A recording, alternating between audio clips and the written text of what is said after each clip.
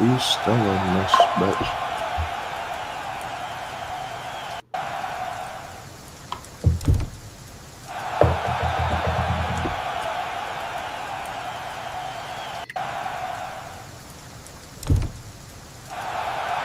Yo, you know, Austin, they banned all vapes in Texas. Shit blew me.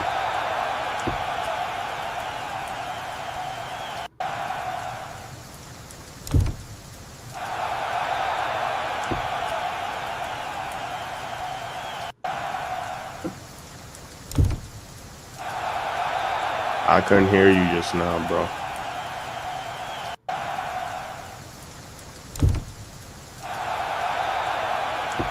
See, we got that pulled up. I'm getting to my bookmarks real quick.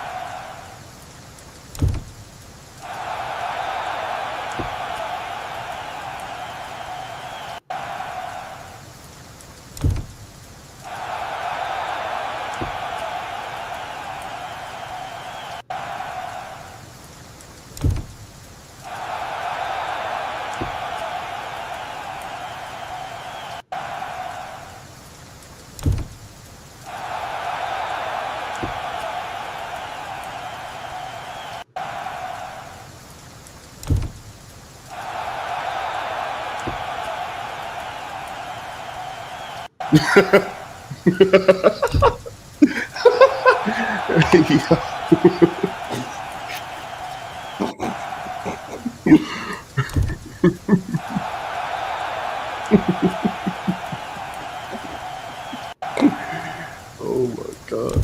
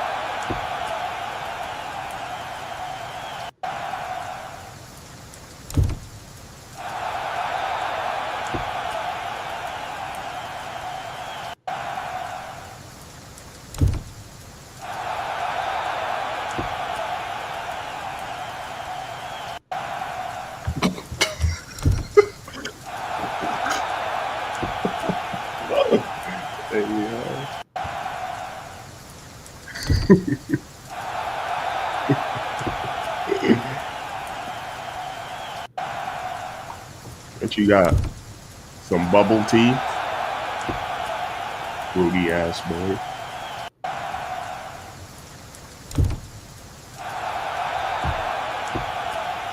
What you got? Some boba in there?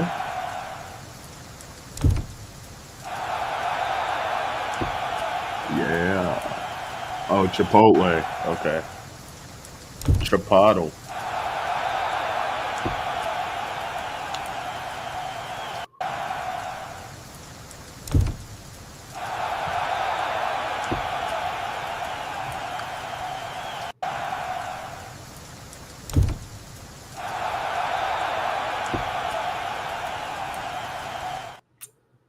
Hey man, add yourself. Hey, welcome back to Matter of Fact. Got the Thursday night preview for y'all. Oh yeah, your TV. You just keep watching film, man. Too much film, bro. All that film study, man. You gotta relax. Leave that all 22 alone. Man. All 22, you can't hear the sound. What's it called? Yeah, I can't make my jokes. You one of them niggas that, you know what I mean? You must be fun at parties, nigga. I mean, I don't know. I went to West Virginia. Got you. But yeah, that and we got 5 games of the week that I think y'all should be paying attention to for your live viewing experience tomorrow. Whether it's the matchup, the narrative surrounding it, and we just want to see what's real. These first couple weeks, Austin always says, is like this is like preseason light. You know what I mean? Like we still don't know everything about these teams yet. They don't know about themselves. That too. Like the Colts beating the Dolphins, that doesn't tell me a lot about Daniel Jones and the Colts. I'm sorry. I was always low on the Dolphins coming into this year for a plethora of reasons. The Commanders beating my Giants. We just saw them get pounded by the Commanders, by the Packers Thursday night. And Austin predicted that. So we might as well kick back off with that, get into what we both saw from it. But I mean, you pretty much called that game perfectly. So why don't we get into that?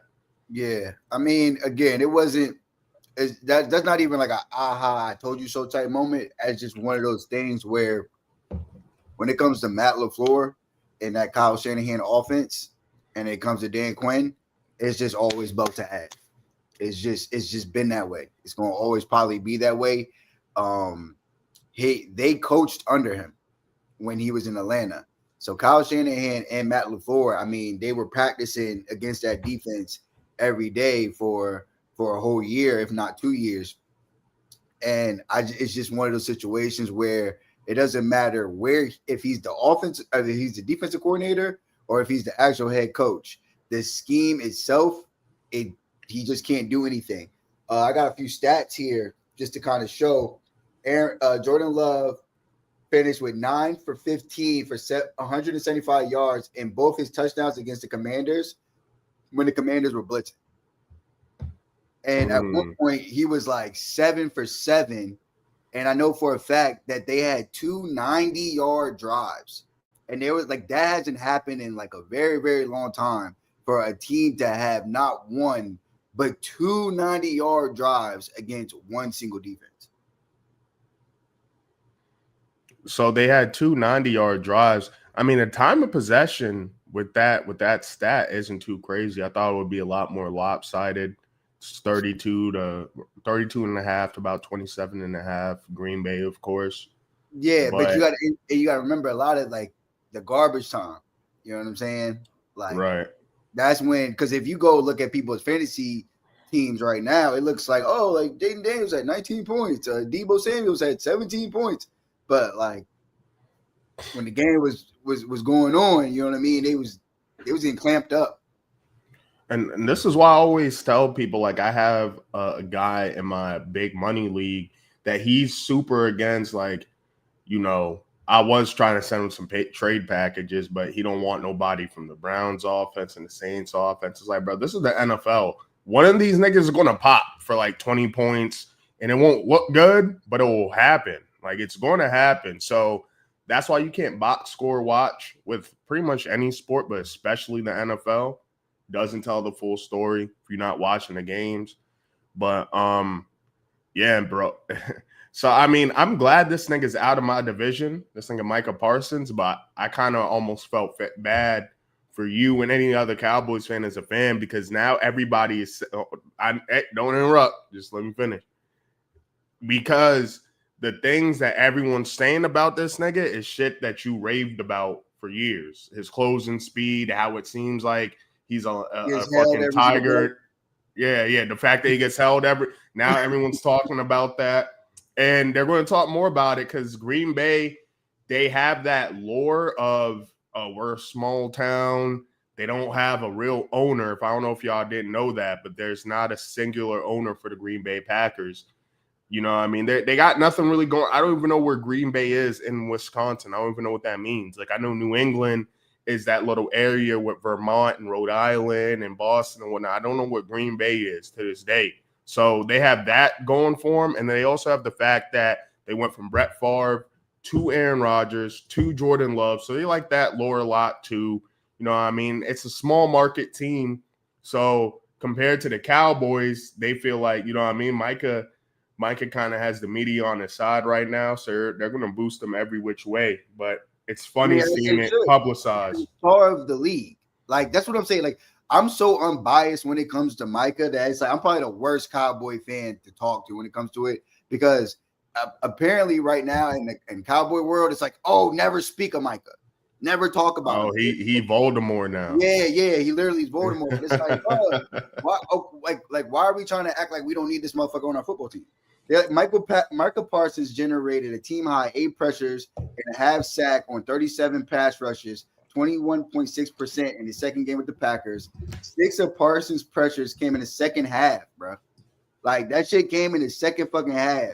So it's like when it's the most important, he's gaining pass rushes and he's making plays. That's why I was laughing when people were trying to act like he's not good at football. And it's like, all right, well, we can lie and say that he's not good at football, but on the teams that he played and when he played, he was always making plays. Like, and I saw your boy Skip Bayless. He was saying like, "Oh, this is the most juiced. How come Michael wasn't doing this in the past 3 years?" I'm like, bro, even last year when he came back, he made your team like you felt his impact. Like when he came back, we beat the Buccaneers when the Buccaneers were still like trying to win the NFC, whatever their division. Like we beat them right after they smacked the Chargers. Like they put 41 on the Chargers, and then they played us Sunday Night Football, and we was on Baker Mayfield's ass. 100% had to do with Micah Parsons. You know what I mean? So it's like everybody has revisionist history when you decide you don't like the person. And now all of a sudden we don't like Micah Parsons. They don't like Micah Parsons. I still like him. I mean, like him. He is dragging. I mean, he is dragging. But so what? Like you know, I don't know. I'm not going to be sensitive to a motherfucker that's out there making plays, bro. He's out there making plays. What do you? No, I don't mean dragging like on the field, but like just kind of like rubbing it in the Cowboys' brass. Yeah. Well, as he should, bro. They got rid of me. I wanted to play for the team, and they got rid of me. Over wanting to use an agent, which is standard. I feel you. It's a way different situation than our little. See, the difference is with Saquon, he's a running back, right? Like edge rusher on the opposite side of the spectrum when it comes to importance. If you have a tier list of importance and positions, edge rusher's tier 1. Running back is somewhere in one of those bottom tiers, but running back's a flashier position. And everybody loves Saquon, number 2 pick, whatever. It was just like, bro, get this shit out of my face. That was more the thing because once again, I keep saying this, when we got rid of him, I wanted Xavier McKinney back more than Saquon. Like that's who I wanted back, not Saquon. Like I was impressed. Going on. You remember I was talking, I'm like, bro, I don't even know why y'all tripping. You're running back. Like I'm not I know, but you know, niggas is human, bro. When shit's just pushed in your face all the time, it's just like, bro, leave us. This nigga is still dragging it. You know, he has a documentary coming out in October, Thursday night documentary called Saquon. And Prom trying to get all kinds of football shit. They got a Jets documentary. Like who the fuck want to watch the Jets? Okay, that makes me feel a little like bit they pushing out. They just pushing out football content. Like that's just what kind of Prom does. Yeah, but in the ad for it, he's like, "I told you I want to be a Giant for life," and I'm like, "Nigga, you just like come on, yo!" And guess what game happens when it premieres? What the game? What game? Giants Eagles Thursday night football in October. It's like, bro, all right, bro, you got it, bro. You won. What do you want from us, bro? Leave us alone, man. It's like that ex that's apparently in a better relationship, and she keeps bringing up the ex though. Like you keep bringing up the ex. You just got married. You just got a ring. That's not your ring finger. Yeah, you just got a ring. A lot of these women marry their second choices though. So, but. Fair enough. But when it comes to this game, I also wanted to make a point. Do I want to make this point now? I kind of want to because I'm on Twitter a lot, obviously, and so I'm pretty deep in the NFL fantasy football stuff. Some of these Actually, no. I want you to break down this game a little bit more in terms of the Tucker Craft breakout. Sleeper actually called it too. He said Tucker Craft legacy game coming tonight. He said that shit like 10 hours for the game. Well, not he, but Sleeper, the app. Yeah, and again, you touched on Tucker Craft. I think you took his props, and I kind of was telling you how the last time we played this team, both the tight ends was just wide ass open. They just was wide ass open. And I told you the first time I turned on my damn TV, the first thing I see, Tucker Craft, wide ass open. And so when you texted me, you just turned on the game. Yeah, I had just popped in from it was my man's birthday. So I was doing some shit for his birthday, and then I came back to the crib, turned on the TV, put on Prime, and it's Tucker Craft running free. And Tucker Craft was 6 of 7. He was 6 of 7 targets, 124 yards on a tutty. Career high 74 yards after for 2 pizzas. What the fuck? All right, go ahead. Yeah, he had 74 yards after catch, bro. Like, I'm pretty sure he had like 30 yards on one play, but still, like 74 yards after catch. Like, are y'all ever going to guard the tight ends in Dan Quinn's scheme? But it's just like they can't. Tight end up the seams, man. That's how you beat these niggas, man. Yeah, I mean, it's cover 3, and then we know it's cover 3. We know what we're going to run. We know we're going to like the wham blocks. And again, like it's the Commanders, and I'm a Cowboys fan. So when I talk about them and I break them down and I analyze them, whether I'm telling the truth or not, people are going to be like, "Oh, you're just biased because you're a Cowboys fan." No, it's matter of fact for a reason. I'm gonna always say that because I'm never ever going to talk on some shit that's not true. When it comes to that defensive, like when it comes to how with the decisions that they kind of made in the offseason, they put everything on Jaden Daniels' back, and they decided that they wanted to acquire these older veteran players. Well, we're 2 weeks into the season, and like 3 of them are already gone.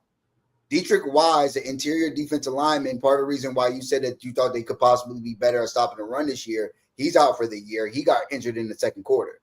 And then we saw what happened to Austin Eckler, who we actually had. I had a ladder bet on his reception props. He just blew out a tire. Just jogging on the football field.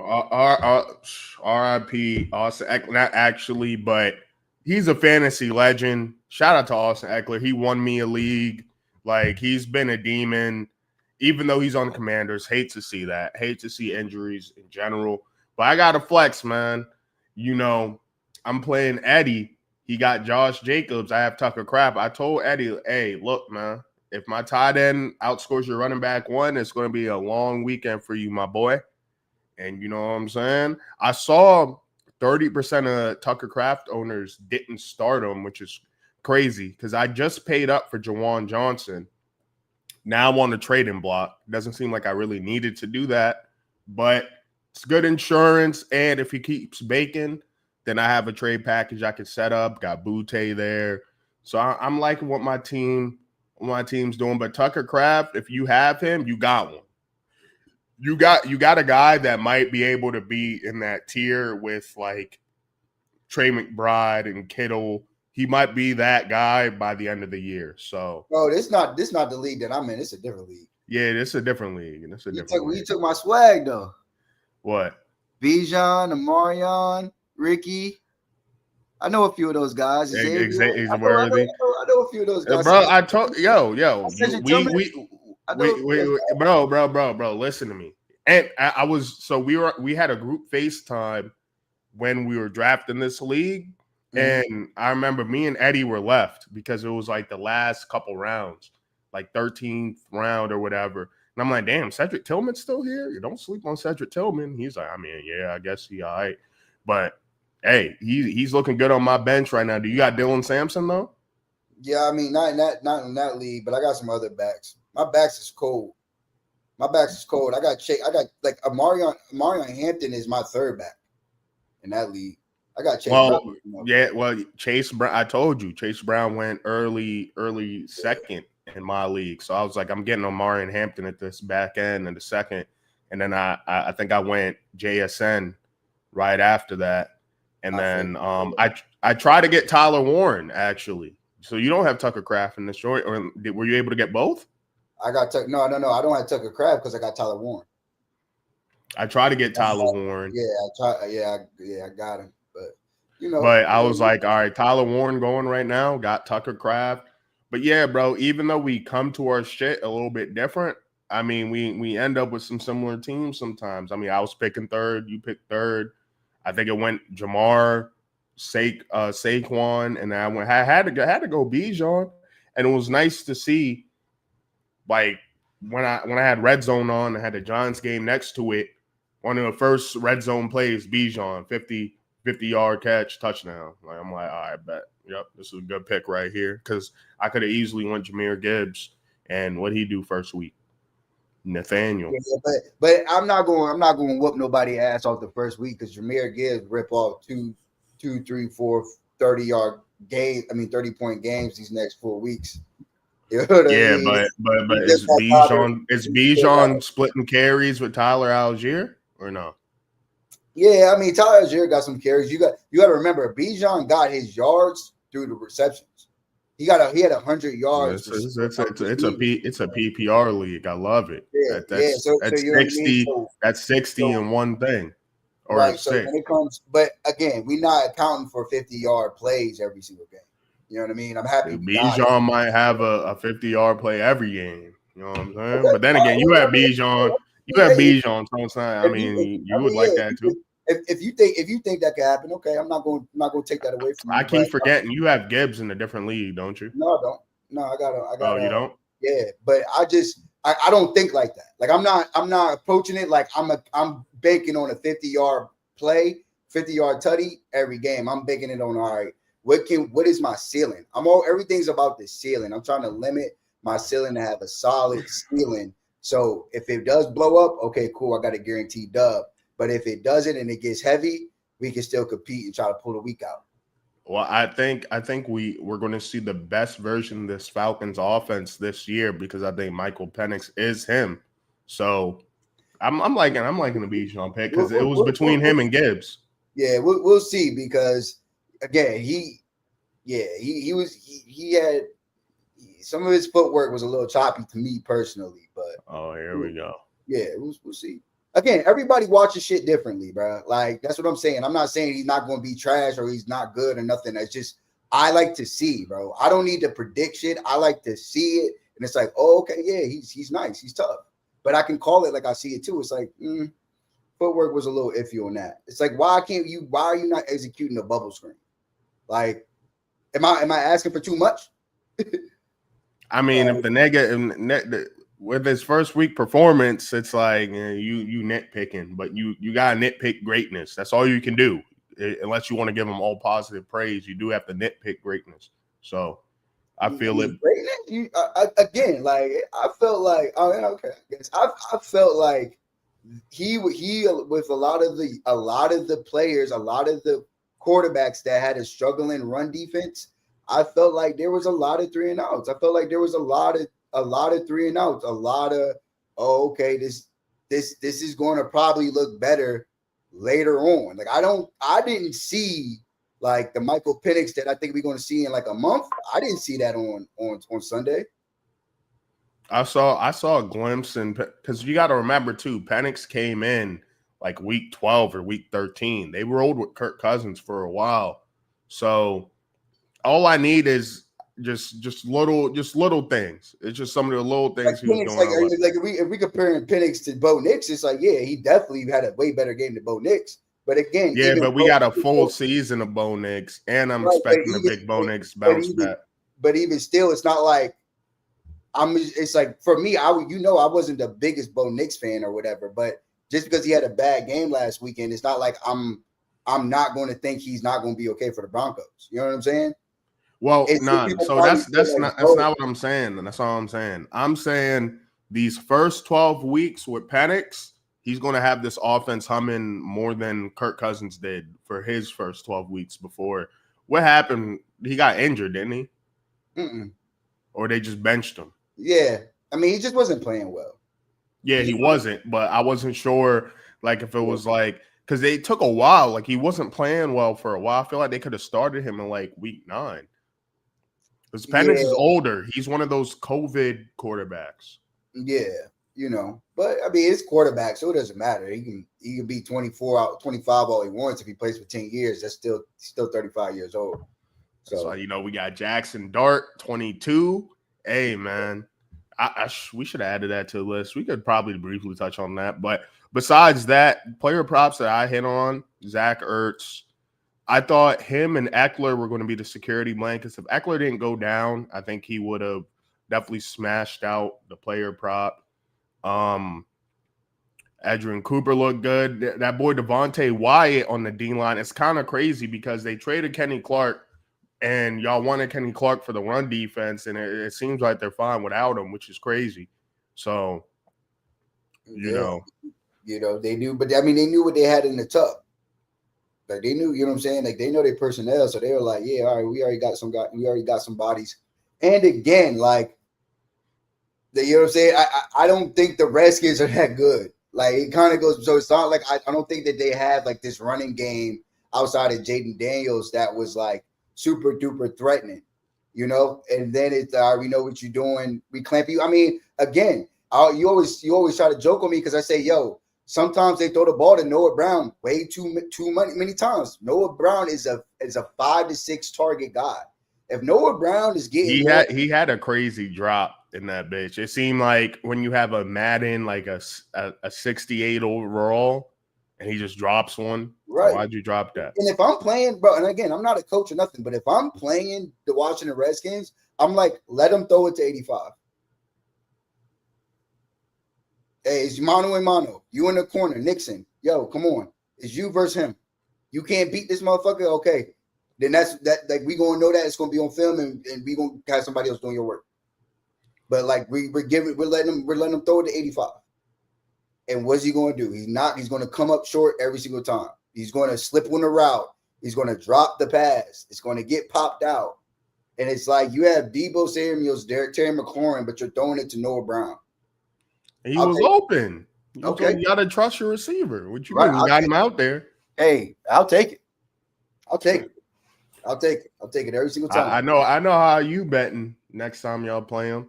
We'll see.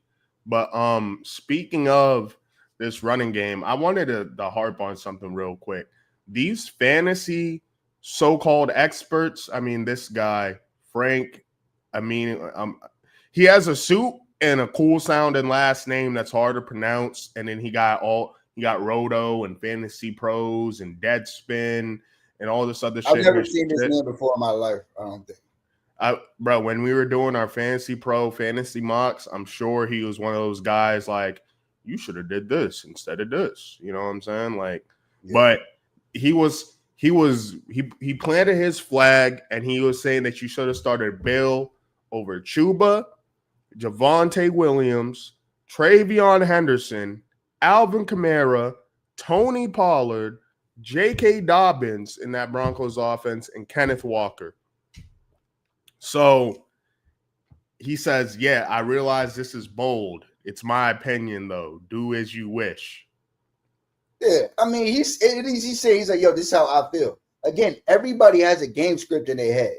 So, like, for me, that doesn't, like, I'm not triggered by what he's saying because it's like, this is how you feel. That's your game script.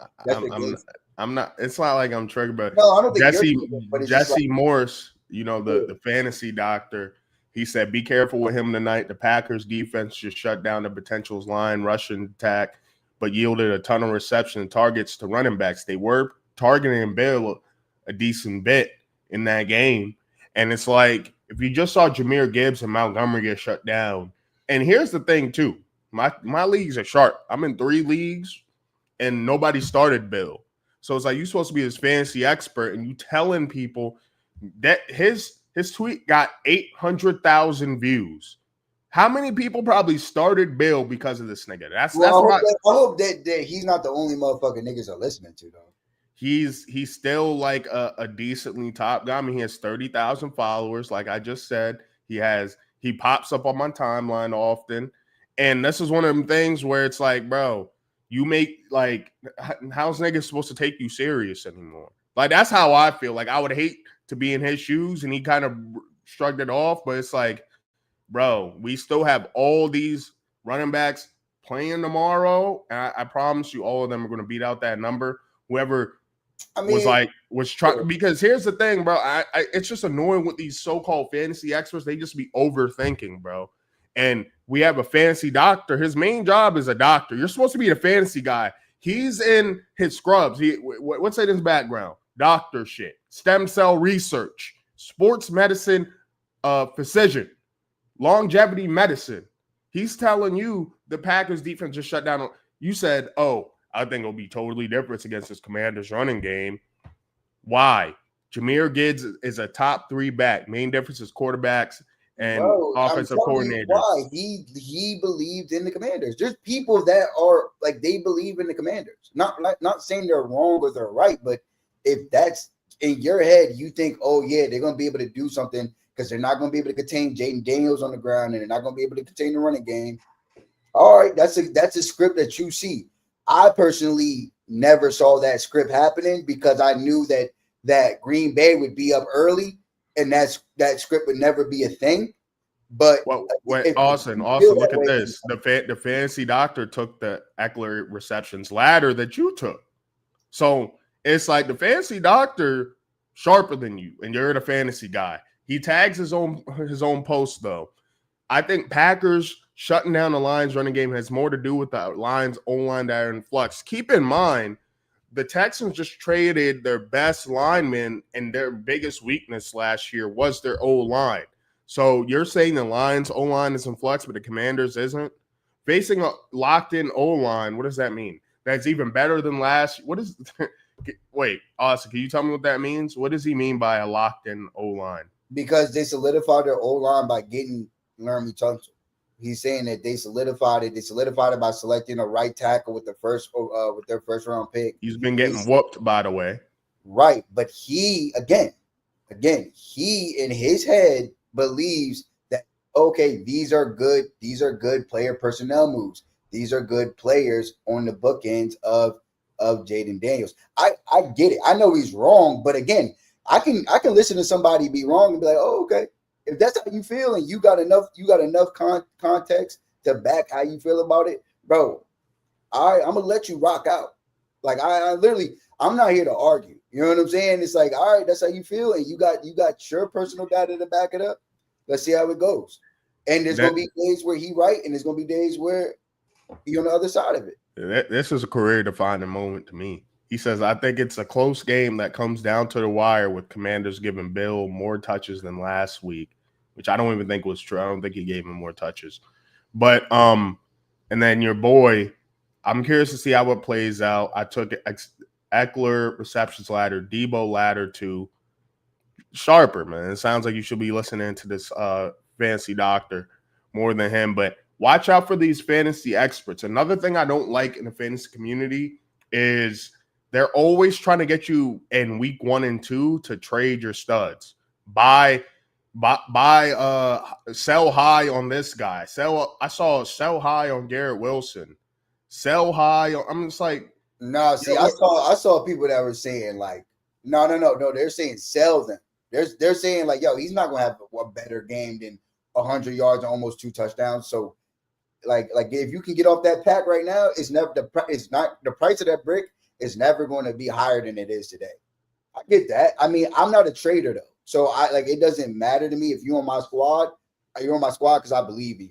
And if I don't believe you anymore, like I'm just gonna drop your ass. But my point is, if you drafted your team and you like your team, you drafted Garrett Wilson where he did for games like this, and you think he could have more games like this. So why are you telling people to trade players like this? I don't think every Garrett Wilson owner feels that way. Then why draft him? Because you didn't get him at a good ADP. He might have failed. He might have failed to you. That's what I'm saying. You know what I mean? It wasn't like he was a guaranteed stopgap in the 4th round. Like some people think about it. I drafted Xavier Worthy over him. Some people might have drafted Jameson Williams over him. I mean, I got lucky. I definitely believe I got lucky. And I got Flowers. I got Flowers in like the 6th or 7th round in one of my drafts. And that was just off of pure luck because other people needed to take stabs at running back and other positions. And they had already had some wideouts and they kind of were like, oh, I'm going to stay away from this Raven wide receiver room. But whole time it looks like, Zay Flowers might be getting a decent target share over there. and he's doing his thing that might work out for me. But I could see some people trying to move off the Garrett Wilson. I mean, if I could get Nico Collins for Garrett Wilson, I would do it. All right, what about selling on here's another in this list, selling Keon Coleman. Keon Coleman, I would sell Keon Coleman for sure. But again, these that's what I'm saying. Like, I'm not trying to be like combative or nothing. If you feel like those cats are dogs, well then you would make that deal. You know what I mean? I got Keon Coleman in the league too. And I'm like, it's nice that he balled, but like I'm gonna keep it G. Like I took a flyer on him. You know what I mean? I don't have no type of personal belief, and I don't think he's really that guy for them. I think the game was just worked out that way. But a lot of the times through that game, bro, he was a goose egg. And when I was playing him in the league, and before shit got crazy. That was his rookie year, though. And year two. I'm talking about yesterday. I'm talking about the last game. I was playing in the fourth quarter, it was quiet for him, and then out of nowhere it popped off for him. And it's like, but throughout the entire game, he kind of was non-existent, and he was kind of messing up. You know what I'm saying? So again, if someone believes in him, you like okay. But if someone's like, yeah, I'm good to get off this pack, bro, I'm not. Well, who do you think you could trade Keon Coleman for? That would be because here's my thing. I feel like you could have trader's remorse where you listen to one of these guys and then you trade him, and he might not have that game every week, but he's a solid 17 damn near every week. At the end of the fantasy season, he's averaging like 17. And then you're sitting here like the nigga that you traded him to, you play in week 9 and he beats you because of that nigga. And you're like, if he's a 17, if he's averaging 17 points a game, that makes him a wide receiver 1. Nico Collins averaged 20 points a game. I want to say CD averaged like 19. I don't think Keon Coleman is averaging 17 points a game. Like me personally, I don't think that he's that kind of wide receiver. If you I just threw a number out there. If you think he's that type of wide receiver, you don't trade him, and you're happy that you have him. You know what I mean? But me personally, and again, I'm a guy I don't even trade. So you know what I'm saying? So it's just kind of like this is no involved for me, but I'm cool. If I can get some money off of the Garrett, because again, at the end of the day, they are probably lower. Like the Garrett Wilson one, he's on a offense that we don't know if it's going to be good or bad. Keon Coleman, we don't really know. I don't know if we're going to always get these 40-point outings like that in Buffalo. Like, why? What are you talking about? You think they're going to average 40 points a game? I don't think they're going to average 40 points a game, but they're one of the only teams. But they're one of the only teams you could bet. Bro, I said, I don't think we're always going to get these 40-point outings in Buffalo. You can say that for any player, but to me, which teams? Yeah, but that's redundant. It's redundant. It's redundant though, because it's like you can say that about any team. My point is, he's in one of the best offenses in the league, and who's his competition? Khalil Shakir, and then who else? Bro, who else? What are we talking about? He got taken in like the bottom of the first, top of the second. Okay, bro. Just if you clearly like Buddy, so like, yo, I don't understand trading him because you like to trade, or telling people to trade him because you like to trade. Who are you trading him for, and why trade him? You know how I do my drafts. There's offenses I want a piece of. There's offenses I like a piece of. I'll look up his YouTube, because he does. If he tells you to trade for somebody, he'll literally say, "Yo, these are the people I would trade for." So I don't know where you saw that from, but like one of the people that I do like follow that like will suggest shit like that. I watch Sal. I know Sal. Yeah. If he's telling someone to trade, he's giving up. So that's what I'm saying. I don't know. But I'll look up a motherfucker that does that shit, and we can get to the bottom of this quick, because it's like, me personally, I don't trade. So I don't listen to that kind of stuff, and like that type of stuff. Like, yo, if I got a cat on my team, I'm gonna see how shit rocks first before I get into it. But there is somebody that actually does do this, and if he's telling you to trade a player, he at least gives you some suggestions, and he at least tells you who not to trade. You know what I'm saying? So let's see. He Yeah, got yeah, one. let's see that. He got one from 2 days ago. Trade him ASAP. Let's see. He got a trade him ASAP article right here. If you play fantasy football, you're in the right place because this is one of the biggest edges you can find in all of fantasy. And that is knowing when to sell the right players after week 1 because so many people overreact to what happens in week 1. So in this video, we're going to break down 7 players that you should try and sell high. Trade away right now while you still can. And I want to start with Marquise Hollywood Brown. And I also want to put this disclaimer out there. Pause it. All of the break. That's a good one. That's a good one. I like that one. I'm not saying not to sell your players. I'm just saying the players that be suggested. I'm sure he has timestamps. So go past Hollywood. That's what I'm saying because that's my okay. All right, Gary Wilson. That was somebody we talked about, right? Bad. Yep, but you see how he has like a breakdown of who he would do it for. Just because you have a breakdown, the what's his name who had all those players to start over Bill had a breakdown. So, but again, but you that's putting your money where your mouth is. That's like whether you right or wrong, I'm gonna be wrong, but I'm gonna stand on my. End up going out there and trading away right now, and we have to talk about this in depth. Is Garrett Wilson because last year Garrett Wilson was one of the biggest target hogs in the NFL. He was playing with Aaron Rodgers, despite having Davante Adams next to him as well. Garrett Wilson last year went out there and had 153 targets, had over 100 receptions in the Jets offense that once again had an older Aaron Rodgers who was not as mobile and was playing with Davante Adams for the far majority of the season. So heading into this year, the concern was, okay, now you get a quarterback most likely downgrade from Aaron Rodgers, at least the passer, to Justin Fields, but there's no Davante Adams. But how much are they really going to pass the ball? Well, in week 1, Justin Fields had one of the best games, I would say, like of his career or in recent memory, and it ended up leading to Garrett Wilson having 7 catches, 95 yards, and a touchdown in this game. But the problem was, and here's the deal, this is just not sustainable. Justin Fields had one of the best games of his career, and he still only threw for 218 passing yards, which, by the way, is way more than his career average of like 195 passing yards. So I just don't think that moving forward, half of the completions are going to be going to Garrett Wilson in this offense, and like 45% of the receiving yards who is it going to? Offense. It's just not sustainable. Defenses are going to be like, oh yeah, that's the only guy out here beating us. Let's shade some more coverage over there. Now, with that said, as expected, Garrett Wilson, he was out there every single play. 100% of the snaps. He had a 44% target share. Again, a 44% target share is not sustainable. Josh Reynolds might tap into that, right? Target share are going to be around. I mean, somebody's going. I think honestly, if I was being real, I'm thinking Mason Taylor. We're gonna get Breece Hall. It's gonna be other shit, but like what he's saying, I don't hate that logic. Again, he's coming with numbers though. He's breaking it down. He's not somebody on Twitter just throwing shit at the. Bro, don't disrespect Twitter like that. They backing up. This is a video, so I get it. But he's also on Twitter, and he sometimes he has the stats. He doesn't always have the stats. My point is, what he said in the beginning contradicts what he just said because he's been a target hog. And that was even with Davante Adams. There's no more Davante Adams. And you just brought up the rookie Mason Taylor. That means that you down with Garrett Wilson. I don't have no shares of Garrett Wilson. He was on my no draft. Listen, if somebody's trying to sell me Garrett Wilson because they're trying to think too hard and they're trying to big brain it, give me Garrett Wilson because I think this. I like Aaron Glenn, and I think this is the new Jets team. It's like it was a target hog with some dysfunctional Jets team.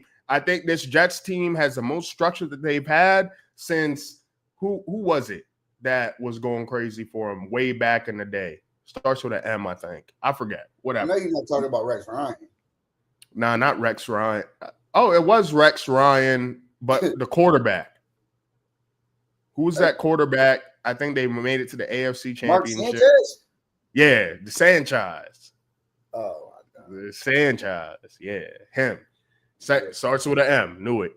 But yeah, like this is the most stability. Because think about it, bro, you make an AFC championship, that's a good run. I mean, Ryan Tannehill and Mike Vrabel made it to the AFC championship. So that's Ryan Tannehill. So, but it's funny because off of 1 week, your tune has completely changed on Justin Fields.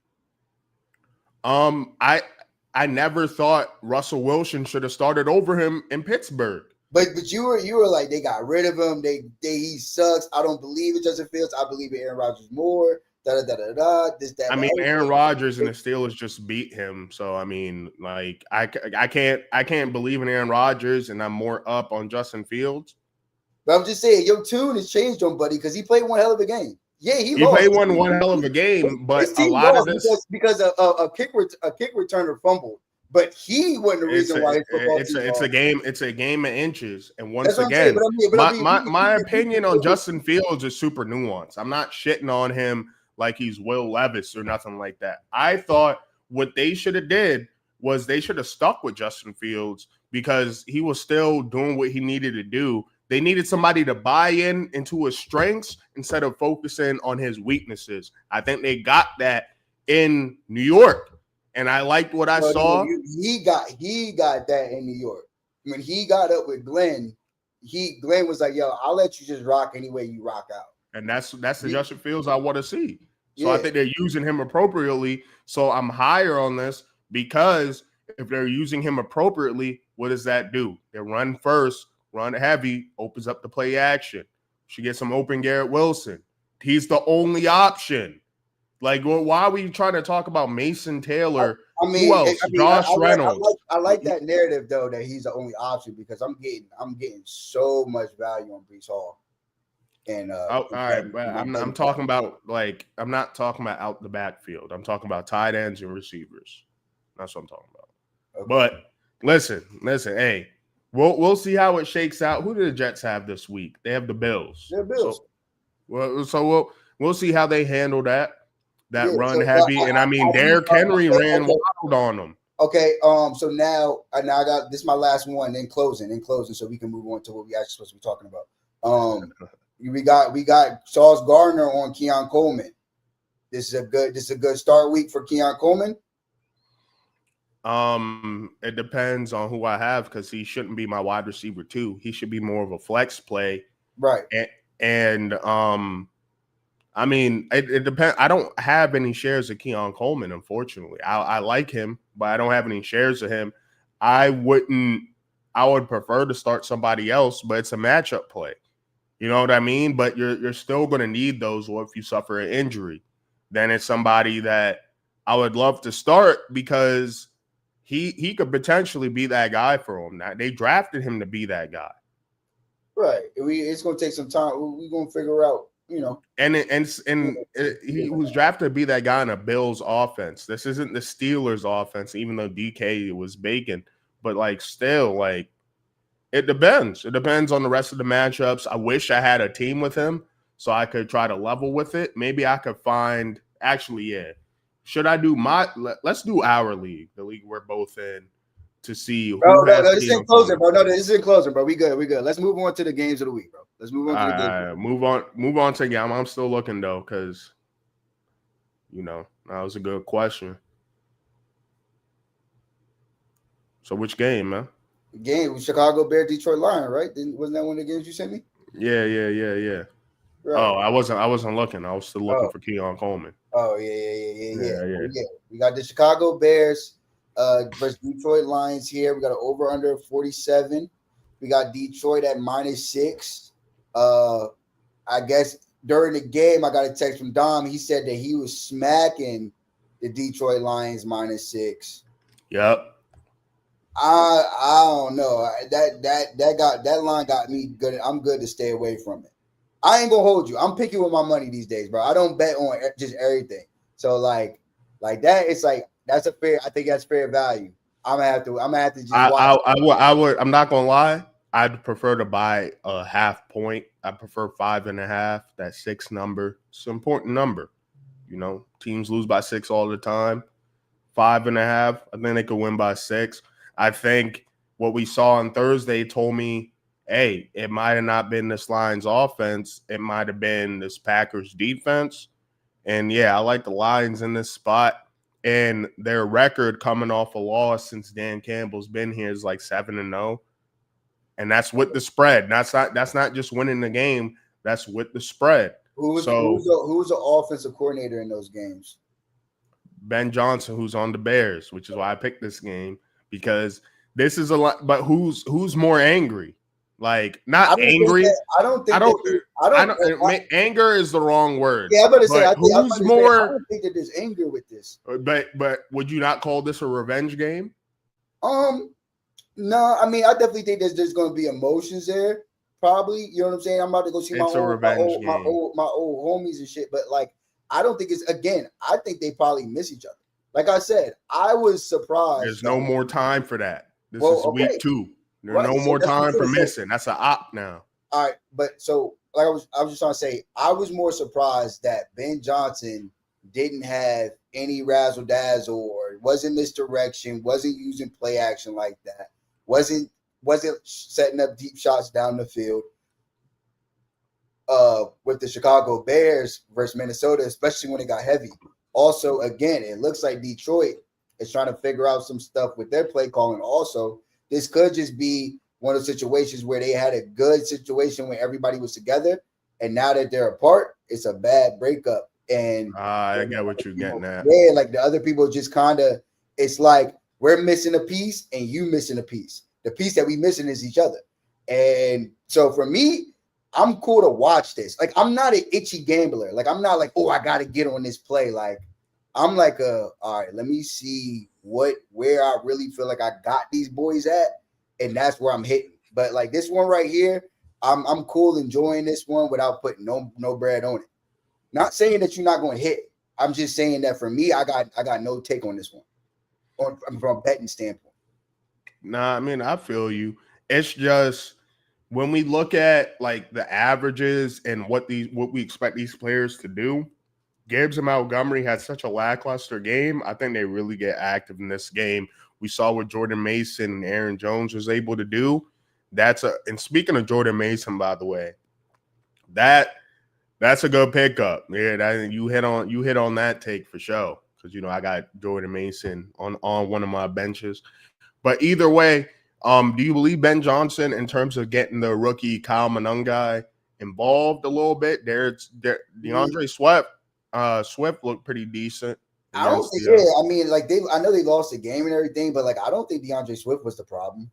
It looked like he was running hard. It looked like he got a few catches. He still does his thing where it doesn't seem like he has the best vision out there, but when he does get it correct, he's fine. Like I'm pretty sure he had probably about 70, 80 all-purpose yards. So I think they're good with him. Again, I just think that maybe that was game 1 and it'll look better, but it's going to have to look better for either Caleb or Ben Johnson, because it's at one point, man, coaches got egos, players got egos, and Coach Johnson is new.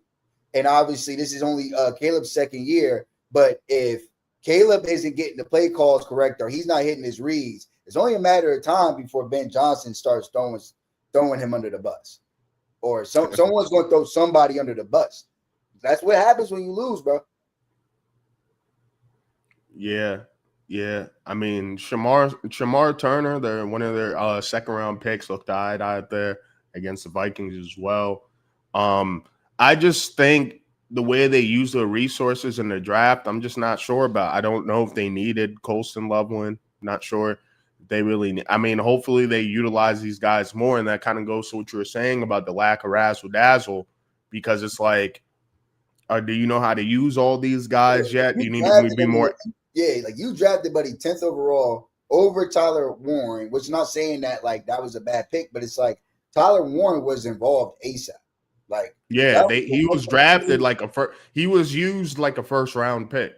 Yeah, and I just don't think I just don't think that they did that. Like I was surprised that they didn't do that. Not saying that I thought that he would get the Tyler Warren treatment, but you don't got one play for Buddy in the playbook that was like, all right, we're definitely gonna run this on Monday night. Yeah, like manufacture some targets for him. But this is what I was also saying because I rolled with the Colston Loveland bet that you said, and I have no regrets with it, because he was out there. And it is Ben Johnson. The logic was there. I don't mind missing on bets when the logic works out, and there's just some minor things because this is a game of inches. But I was telling people, like, look, man, this is kind of Cole Kmet is a very viable tight end. He's probably going to be splitting shit with him. Who is Tyler Warren's competition in Indianapolis? Mo Alley Cox? You know what I mean? So yeah, I mean they had 3 different tight ends play over 400 snaps last year. So that was their whole reason for wanting a tight end. Exactly, because they really utilize those tight ends. So it's a perfect fit match made in heaven. I mean, they're singing praises that Tyler Warren fell to him because there was thoughts that he was probably going to go number 10. Maybe Hampton was going to go number 10. Now, I do like the weapons they got, but maybe this need to use them. Zacchaeus was looking pretty good, though. He seems like he's getting active in this offense. Yeah, it actually right now as it stands, he is actually the 3rd wide receiver. We are doing props today. We're doing that tomorrow, but like he's one of those guys that I would if the value's there, I would ladder bet his props. He seems like a decent little security blanket with Caleb right now. What are your thoughts on Caleb? Like, do you think he's going to figure it out? Because I like him as a talent. I think he should figure it out. It's just, I think the caveat, which is an intangible, is like the mental aspect of the game. If he could, stay grounded, if Ben Johnson. And then here's the thing, if Ben Johnson, because I saw some reports, I don't know how accurate these reports were, but they're like, yeah, if this shit's not looking good, we might roll with Tyson Bagent.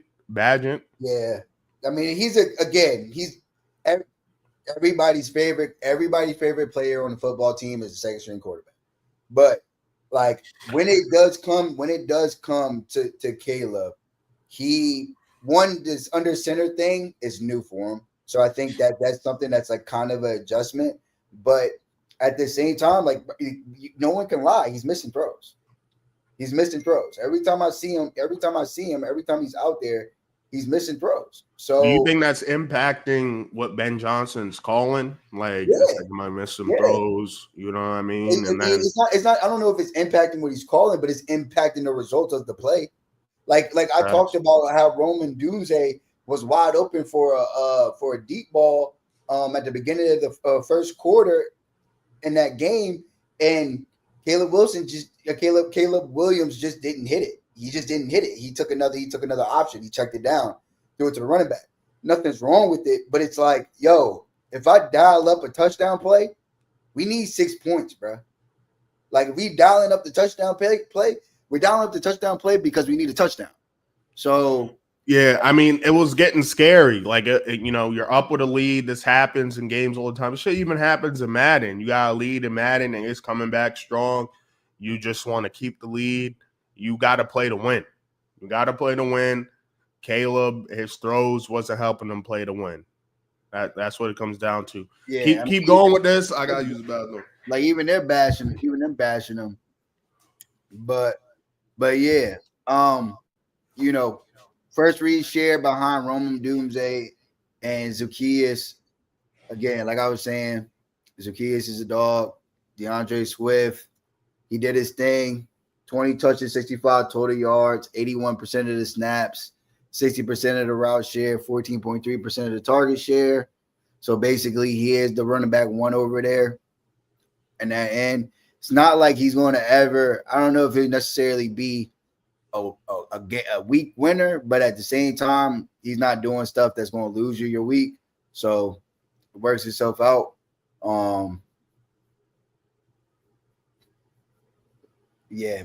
Going back to this game, this is my game of the week right here, one of my personal games of the week. Cleveland Browns. I think that I'm going with Cleveland covering, but again, it is Baltimore. They might be locked in. They're mad about the fact that they had a double-digit lead in the fourth quarter, ended up losing a football game off of a bunch of ridiculous shit. Derrick Henry fumbling the football, popping it out, having them get the ball on their own side of the 50. They got the ball on the 30, scored. Then they got the ball back off the punt because they didn't go for it on 4th and 3. So there was a lot of fluke stuff that happened to make Baltimore lose against the Bills, but I think that they'll bounce back here. I don't know if they'll be able to cover the 12, but for sure, I think that they get the win. I think if this was at like 9.5, maybe even 10.5, maybe I'd take it. But at 11, having to get to 12, It's not something that I would really be inclined to take.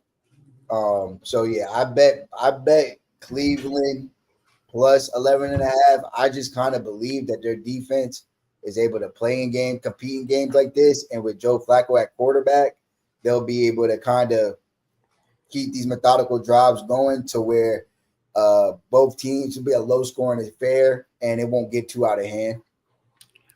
Are we on Ravens Browns? Yeah. I just moved down to Ravens Browns. By the way, for that Bears Lions game, I like anytime touchdown Gibbs and Montgomery, both of them. But Really? yeah. Wow, Yeah. Clemson lost again. Pack these boys out of here. Clemson lost? Yeah, get these boys out of here. They lost to Georgia Tech. Georgia Tech? Yeah. Pack them out. Hey, man. Hey, West Virginia lost to Ohio, bro. We can't say yeah, but that's West Virginia, though. Not Clemson. I mean, West Virginia basketball been better. We're not supposed to be we're not supposed to be ass to where we losing to Ohio. Like we're never supposed to be that bad at football to where we're losing to Ohio. Like, yeah, I'm about to turn on this damn state, this West Virginia Pitt game, but like, oh shit, like, bro, you got me, like, bro, I'm probably gonna get smashed out in that game. Yeah, I'm never going for losing to Ohio. I'm sorry. If I'm going to claim them when they're good, like, I gotta check in to see what we got going on, and that ain't what the fuck we supposed to be having going on. Losing to Ohio is unacceptable. And they kind of weaseled their way past it. They probably paid money to play Ohio, and they lost to them boys. Like, that's so ridiculous. So I'm not gonna say shit about Clemson losing to Georgia Tech, but yeah, they did lose. So I mean, that's still all that is nasty work. Like literally, all of it is nasty work. But, when it comes to this game, though, I know this is one of your picks, right? Browns to cover. That's what I was telling them.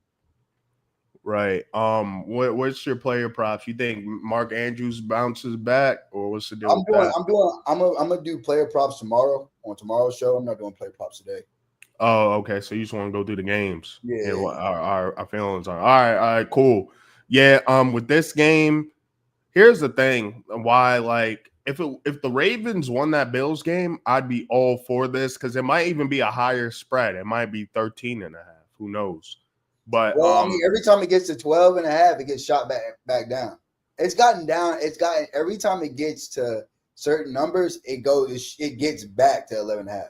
It got down to 10.5. It gets right back up to 11.5. It gets up to 12. It comes back down to 11.5. And then every time it gets back down to 10.5, it immediately shoots back up. So that goes to show that like sharps are trying to target this at a certain number. I don't know what the number is, but yeah, that's the reason why it's still at 11.5. Part of the reason why we have this as one of our games of the week is because, I mean, for once, the division game, and Joe Flacco looked pretty decent in week 1, and this is Ravens coming off a loss, and there's been a lot of jabbing out the mouth. You have Grant Delpit saying, hey, man, Derrick Henry's easy to tackle. You got Jerry Jeudy saying, hey, we have no issues with that secondary. There's no issues over there. So there's clearly issues or you drop the ball. Like, I don't like him speaking for people because, yeah, you're right. The other wide receivers don't got an issue with the secondary. Neither does Joe Flacco. Our issue is that you're dropping the ball on 3rd down and you're dropping the ball on 4th down. That's our issue. You're right. We don't have no issues with their damn secondary. We have issues with you. Drop the ball. Damn. So you're not taking no Jerry Jeudy player props when we go over it tomorrow? No. I mean, it's not that he can't hit his props, bro, but it's like 3rd down and you're dropping the ball. Again, remember, when CeeDee Lamb dropped the ball, wide receivers never dropped the ball before in their lives. And then here we go. Here we got him. No challenges. Secondary, a lot of no one's notable names back there. Just what are the challenges that group presents to you guys? No challenges. No challenges facing the secondary, man. So here's him against wait, what the fuck? What are they talking about? When was Zaire Alexander ever on the Jets? No.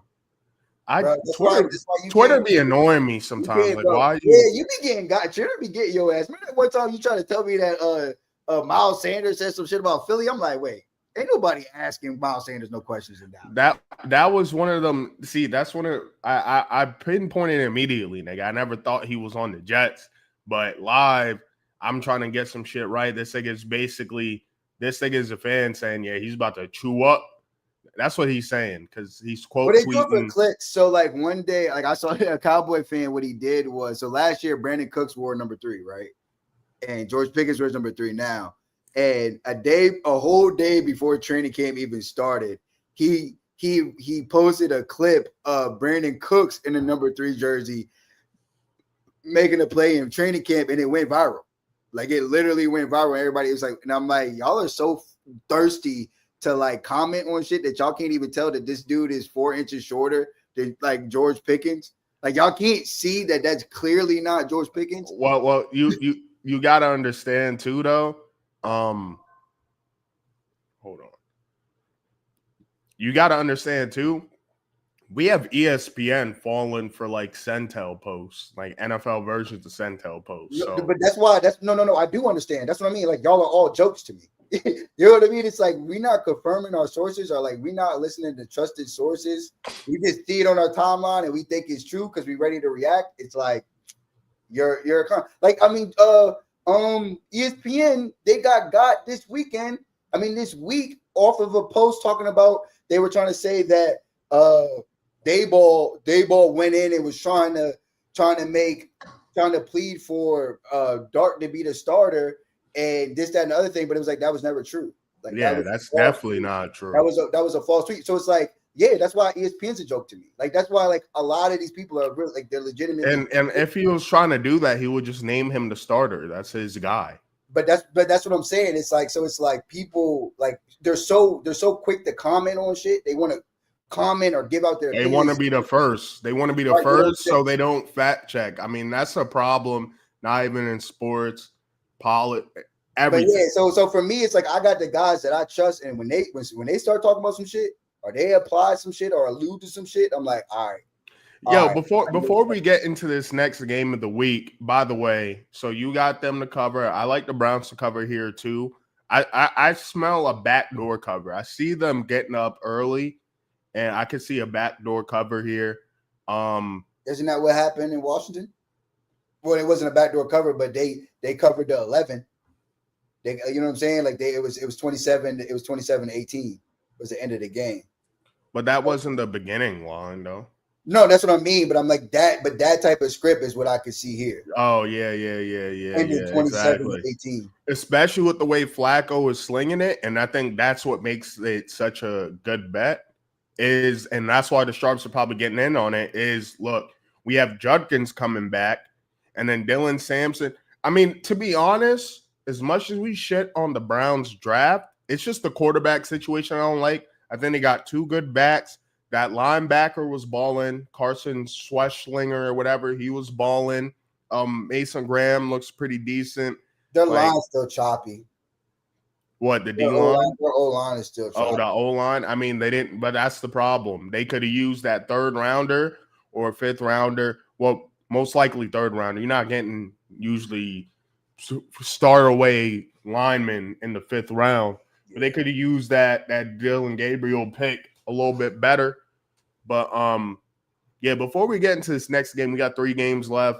So, you know, our teams are playing, man. I told you this before we got on. Like, a lot of guys I personally like to listen to who are like, they make picks. They take pride in their picks and their upsets.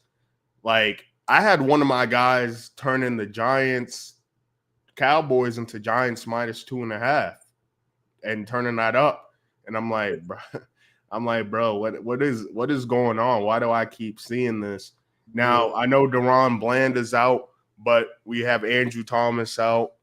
And when he plays, our line performs like 10 times better. So like, I don't know what Buddy was saying, but I'm on it right now. I got I don't know if you can see, but I'm looking at this is the NFL. This is NFL. It's Key Insights, and it kind of breaks down and it tries to show where this nigga just trying to flex his MacBook, bro. We get it. You got a MacBook. People have got 2 MacBooks. I ain't even think about nigga, I got 2 MacBooks too. Yeah, what's up? I don't flex. I don't flex. I just live my life, bro. Nigga, you do flex. Stop playing around. I swear. But like, basically, what do you mean? You swear I know you in life? All right, bro. I just do cool shit. I just do cool shit. But I don't. He's one of them niggas that flex and act like he not flexing. Bro, I mean, what am I supposed to do? Live in a hole? Like, I gotta. You know what I mean? My little man is in Dallas. Oh yeah, that's what I'm about to say. So the last time the Giants have beat the Cowboys, it was Dak Prescott's rookie year. That's 2016. My nephew wasn't even born. My nephew is 9 years old. He is on his way. He is currently on his way to Dallas right now to go to his first football game to see the Giants play. He's been alive for 9 years, and the Giants have never beat the Cowboys while he's been alive.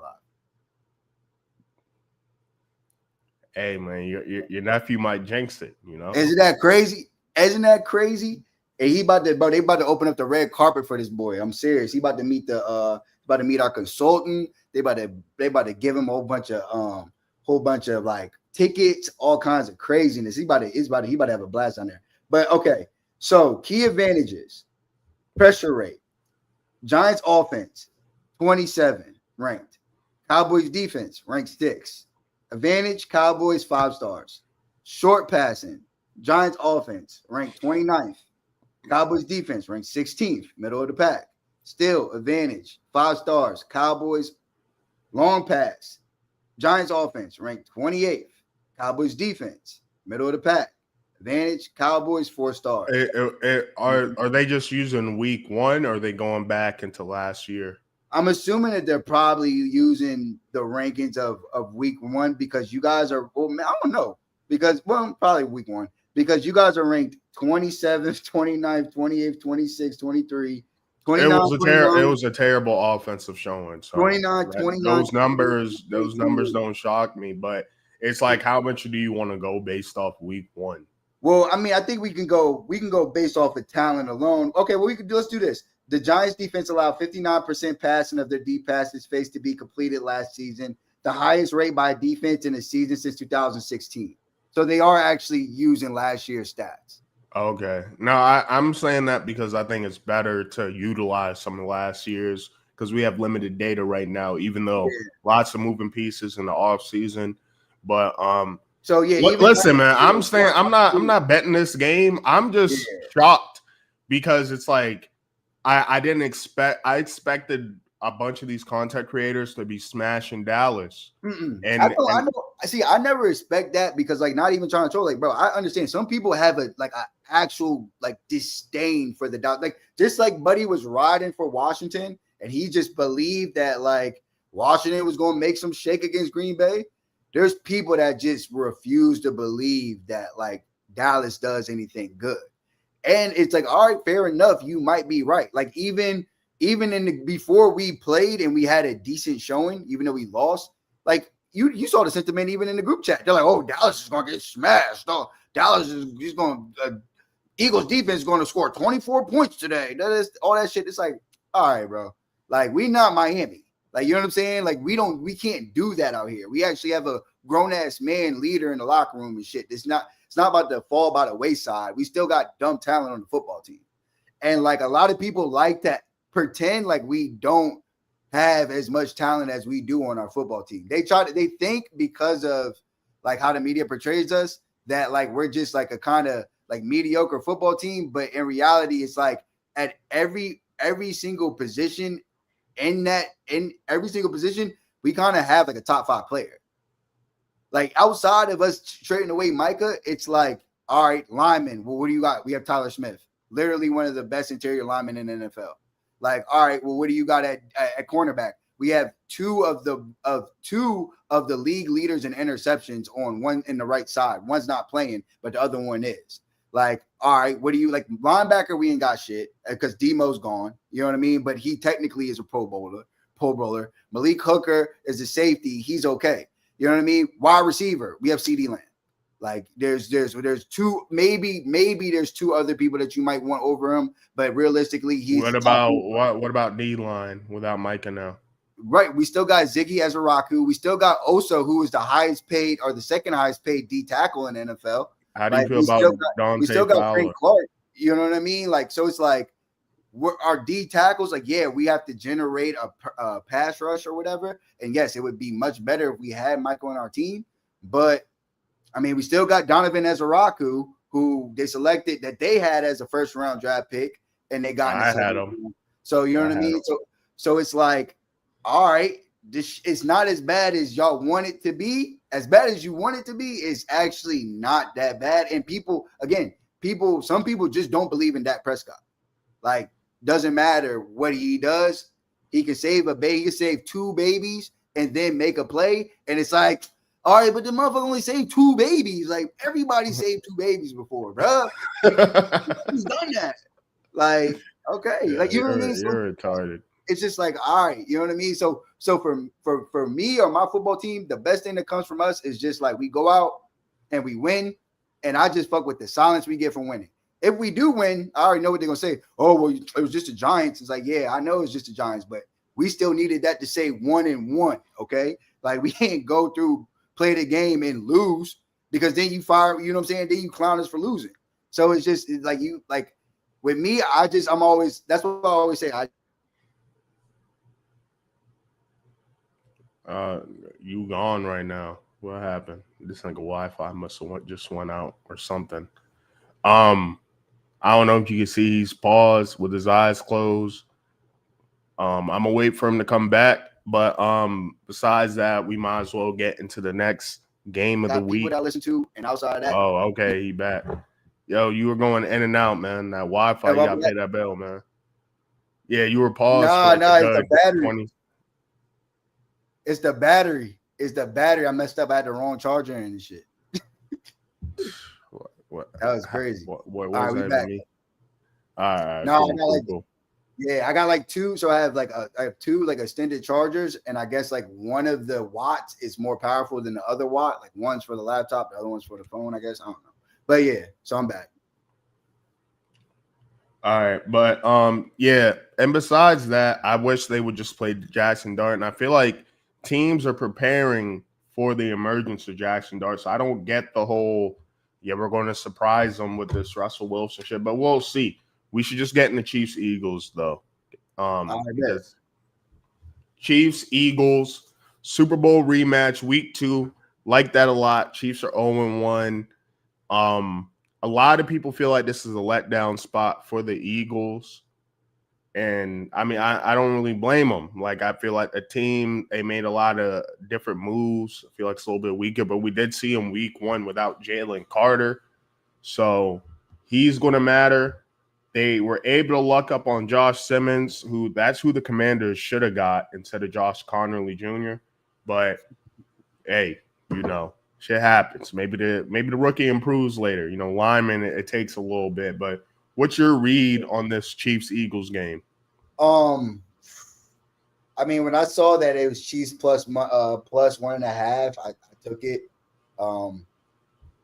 Just because it's like, I'm not going at plus 1.5. I'm not going to doubt the Chiefs, but really, it's a toss up. You got a lot of people out for the Chiefs. Their offense right now, it's a little choppy, but again, they played a full game expecting to have Xavier Worthy, and he was a huge part of the game plan. Now that they know that he's not going to be able to play, I think that is going to be easier for them to adjust. So I think that like they're going to come in, be solid, have a decent week, and probably pull this game out. Eagles, like as much as people don't want to admit it, they didn't really look that good. They didn't have to do much. They definitely have talent, but if the O-line holds up for Kansas City, Pat Mahomes is going to make it shake. Like this is where Pat Mahomes shows you like why he's one of the best quarterbacks to ever play football. Like it's just simply going to be one of those games where it's like, damn, he's really good. It doesn't matter who's out there.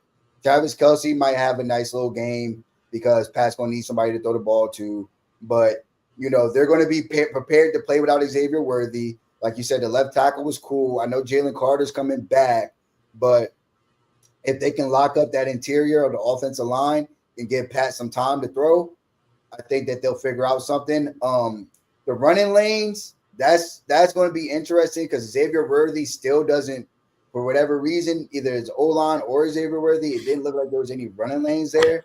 So I hope that like that can kind of get taken care of. But even if it doesn't, just hike the ball to Pat and let him work.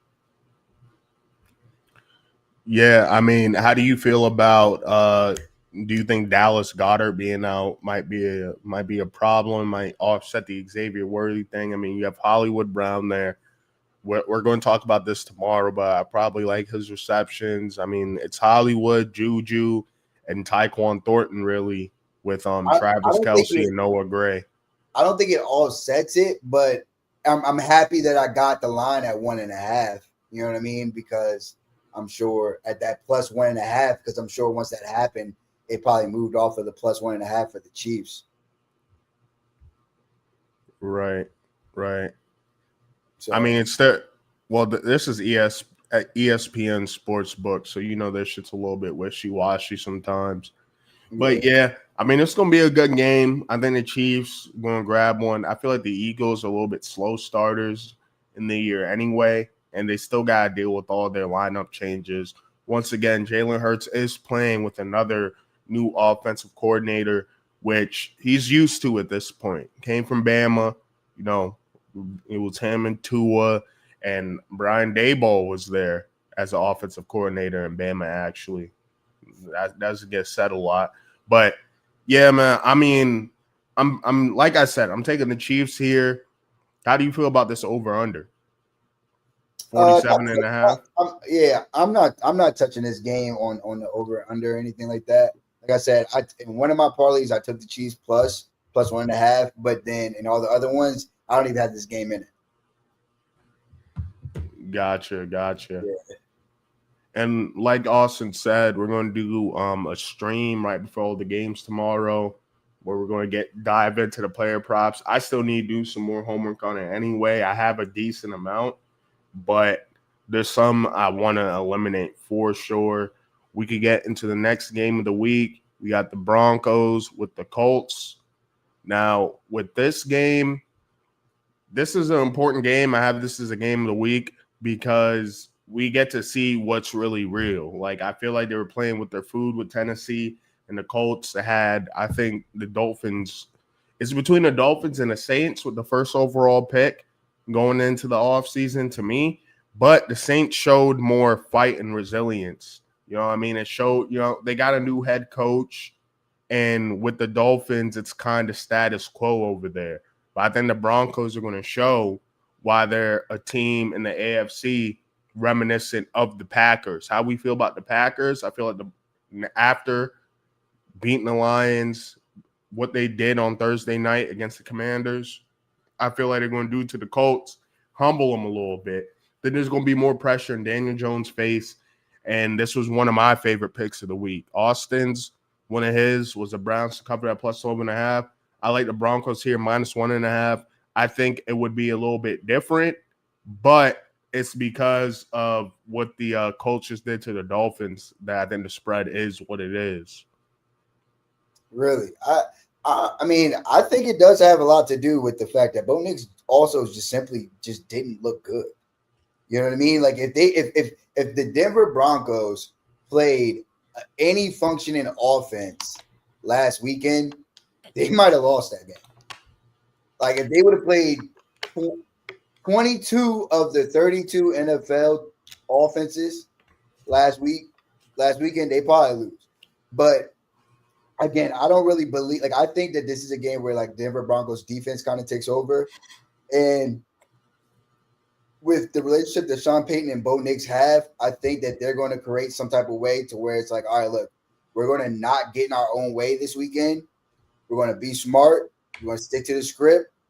And we're going to try this, like, try to carve some stuff out with the running game with J.K. Dobbins, and then try to get on the board using Cortland Sutton and put it in a situation where the Colts can't use a little dink and dunk offense or stay on script and give the ball to Jonathan Taylor. They're going to make it so let's see if Daniel Jones can make plays in the pocket.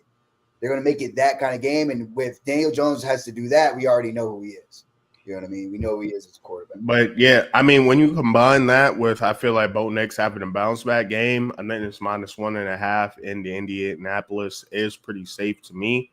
Mm-hmm. But, I mean, we'll see. We got to see if Latu plays. We have Chardavius Ward, the new addition, out. So, I mean, that's tough. Another corner. Yeah. And then, but for the Broncos, we do have Dre Greenlaw out, new addition. But, you know, not the craziest, like, impact players that are out for both sides. Like, you would like Ward there. You would like Latu there. But I feel like they have some depth on the D-line.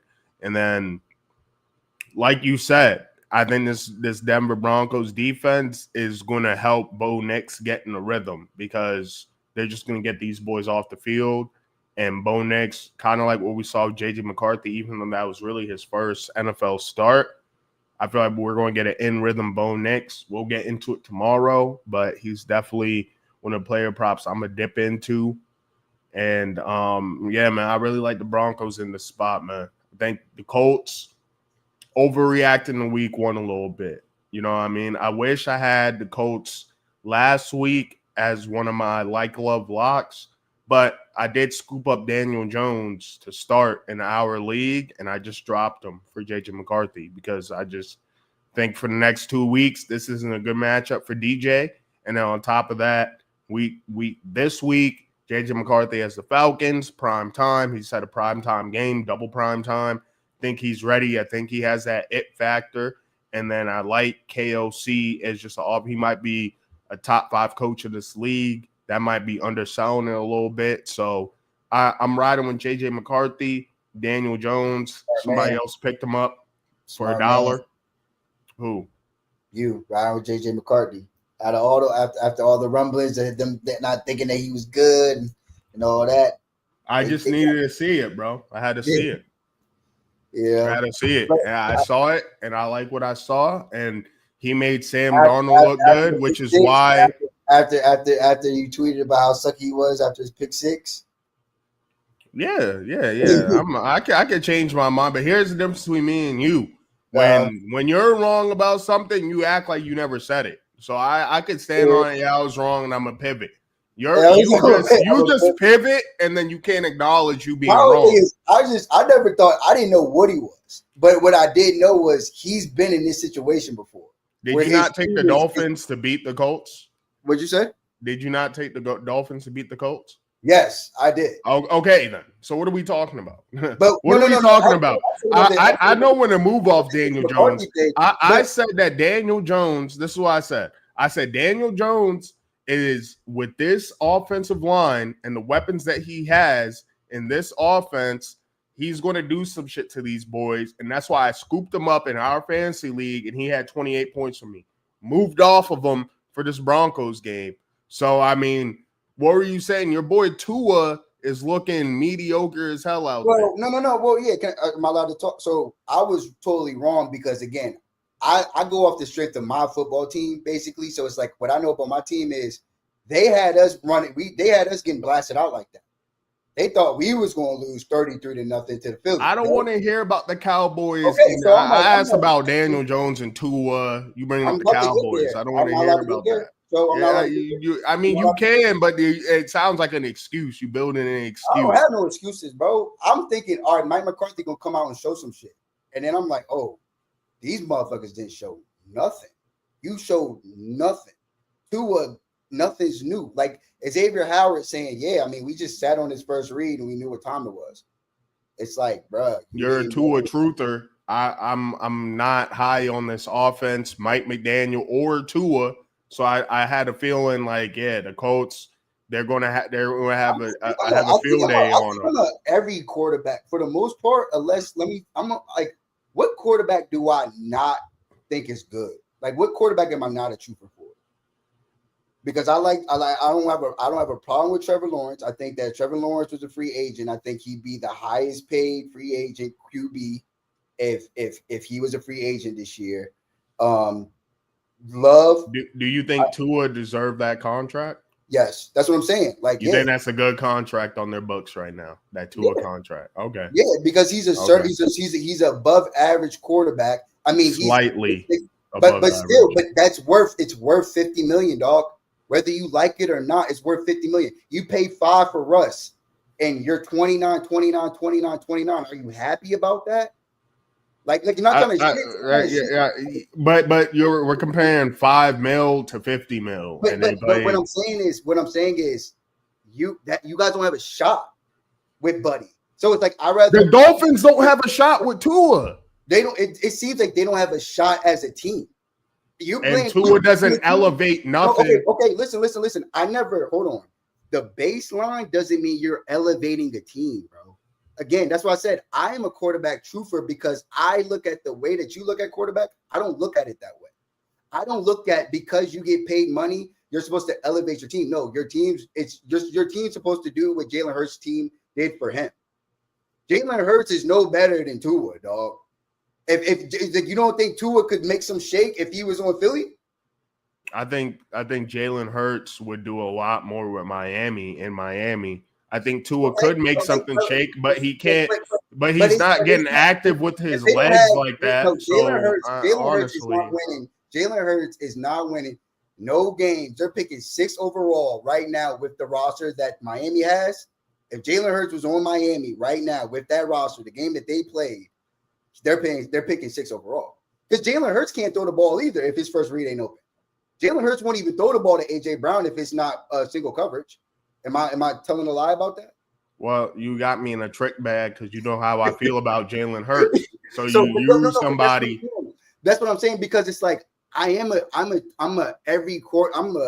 quarterback truther. Like Jared Goff, if the team's good enough, Jared Goff can make some shake. Truther. I'm a Jordan Love is straight. But what were you a JJ McCarthy truther based on? I'm a JJ McCarthy truther based off the fact that at Michigan, all he was asked to do was like he didn't have to be Superman. He never had to be Superman. He had to be Superman in his first game to come back. He was NFC Player of the Week. He had to be Superman.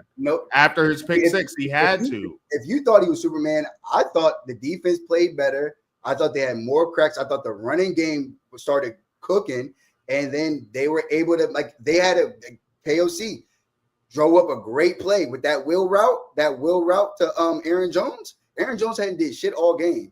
And then they run this beautiful wheel route when it's one-on-one with the linebacker. The linebacker thinks he's about to do a Texas route, and he fakes him, goes up, boom, beautiful pass. But it's just like all I got to do is just stay strong in the pocket. His interior O-line was playing well, and he dropped it. And then he ran for a play. And it's like that's how he played football in Michigan. That right there was what he did at Michigan. He wasn't slinging it all over. Here's why I just dropped Daniel Jones for JJ McCarthy. It has more to do with the coach. Was Justin Jefferson Justin Jefferson didn't have a crazy ass Jay Jettis game. He ended up with the tutty, but it was probably 80 yards. Yeah, but the game sealing touchdown was a JJ McCarthy run because we know he has wheels. So that's what I'm saying. That's a Superman play to close out the game. I don't know if you remember, but I was always saying, even when we were talking to some of the people that were asking, I was like, yo, JJ, the reason I like Drake May is because he runs. I like JJ McCarthy because he's the poor man's Drake May. He runs too. You know what I mean? Like that was something. And ironically, the Vikings did want to trade up for Drake May in that draft that they got JJ McCarthy. Us and the Giants and the Vikings wanted to trade up for Drake May, but all I need to do is see it, because to me, I'm basing this off KOC, right? I'm basing this off Kevin O'Connell. So if you could operate in that offense, at least to what Sam Darnold is doing, and you got some wheels, and you know what I mean? Like they really believe in you. All right, I'm on the shit. Now you have the Seahawks beating the Steelers. I'm betting the Steelers. I think the Steelers are going to fuck these boys up. Okay. So we'll see who's right about that, because I think Sam Darnold isn't that good. My benchmark for JJ McCarthy is you always take it back to the quarterback. It's like, bro, believe it or not, bro, there's 21 other players that are part of the football team. Nigga, it's not just about that. It's about the fact that he was in a better overall place with the Vikings. With the Seahawks, he has a weaker O-line. Now, if they had a stalwart O-line, I wouldn't be saying this about Sam Darnold. So for me, it's not all about the quarterback. What if their defense plays Pittsburgh well? That's what I'm saying. It's like it's not always like for me personally. It's like even Jay is saying like Sam Darnold. I don't know if he had the best game, but JSN still did his thing. And then Cooper Kupp is a cone. So it's all JSN. So you know what I mean? So it's like sometimes like I'm saying, it don't have to be, Sam Darnold don't have to win the game, but maybe Kenneth Walker or Zach Charbonnet does. Maybe JSN is just coming through on every single third down. The defense is clamping up. They can't get past the 50. You know what I mean? So it's like Sam Darnold don't even got to win the game. You know, like that's again, everybody watches football differently. You know what I'm saying? But here's my thing. But when it comes down to it's the most important position, and if they get into these tight spots, is Sam Darnold going to be able to do that 2-minute drill with this offensive line? I don't think so. That would be asking a lot, and I think that's what he's going to have to do against Pittsburgh. And then that's one of your picks. That's not the scenario. Me personally, that's not the scenario that part of the game script that I think is going to come down to a Sam Darnold 2-minute drill. That's not why I'm picking them. If I thought it was coming down to a Sam Darnold 2-minute drill, this would not be the team that I'm picking. I would still pick them to cover because it's coming down to a Sam Darnold 2-minute drill. But it's like I think the Jets and the Steelers defense is a lot better than what we saw in week 1, and we're going to see that with Seattle this week. But either way, yeah, I saw enough from J.J. McCarthy. He just had to show me. What did you have to say to be like, oh, why are you a truther? You went back to Michigan. It's like 2-3 years ago. Like, did they win because of J.J. McCarthy? Did Michigan win that chip because of J.J. McCarthy? Like, that wasn't enough for me. I saw enough week 1. Okay, why can't I pivot? Why can't I pivot when I see something? I've said this, bro. He had Jim Harbaugh as his coach. He had Blake Corum as his running back. He had what's Blake Corum doing in the league? Listen, bro, please let me tell you, because you don't watch college football. You don't watch college football. So I'm trying to explain it to you. What is me watching college football as much as you do telling? Jim Harbaugh is the same, as good as you're saying KOC is, right? As good as a coach as you're saying KOC is, that's how good as a head coach is Jim Harbaugh is in general, but definitely in college, right? So this was the quarterback for this team that had 5 stars all around, all wide receiver 5 stars, 5-star lineman, 5-star running back, and a solid QB. He was never asked to win a single game. That's why I said he was never asked to be Superman. He never needed to be Superman. I don't understand. What did you see? Like, did you who do you think won the Vikings that game? The defense. The defense. So it was just the defense. Bro, it was a team. It was just the defense. You don't think that they were down? They were down multiple scores, but it was just the defense. You don't have to put up points when you're down multiple points. You think it's important to stop? You don't think it's important to stop the Bears if we're down multiple scores?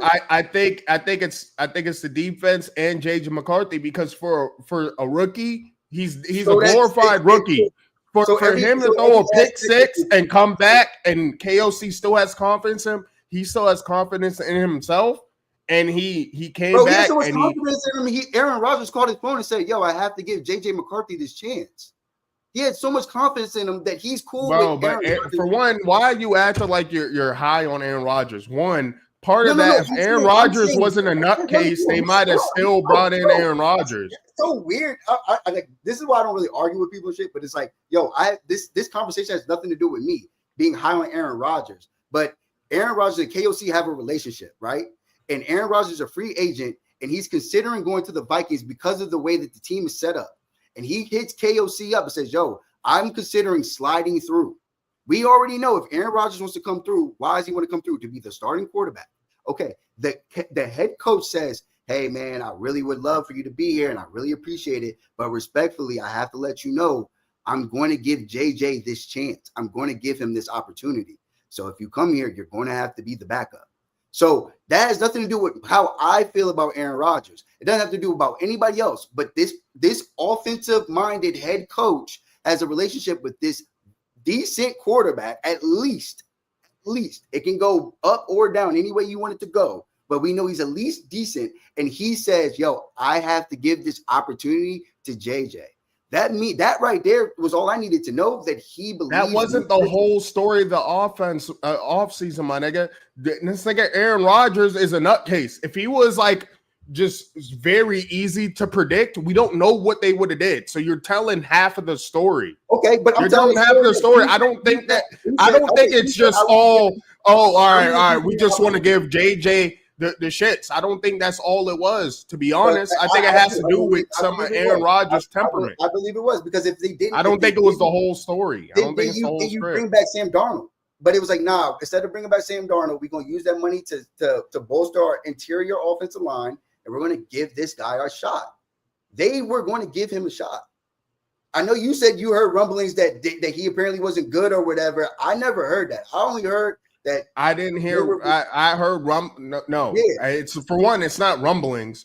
I'm talking about the quotes that we got from the team was very all right. We got to boost this nigga's confidence. My thing is, I put my flag down. All right, I was wrong about Joe. I like what I saw. I'm gonna start him. You want to make comments, but when I tell you,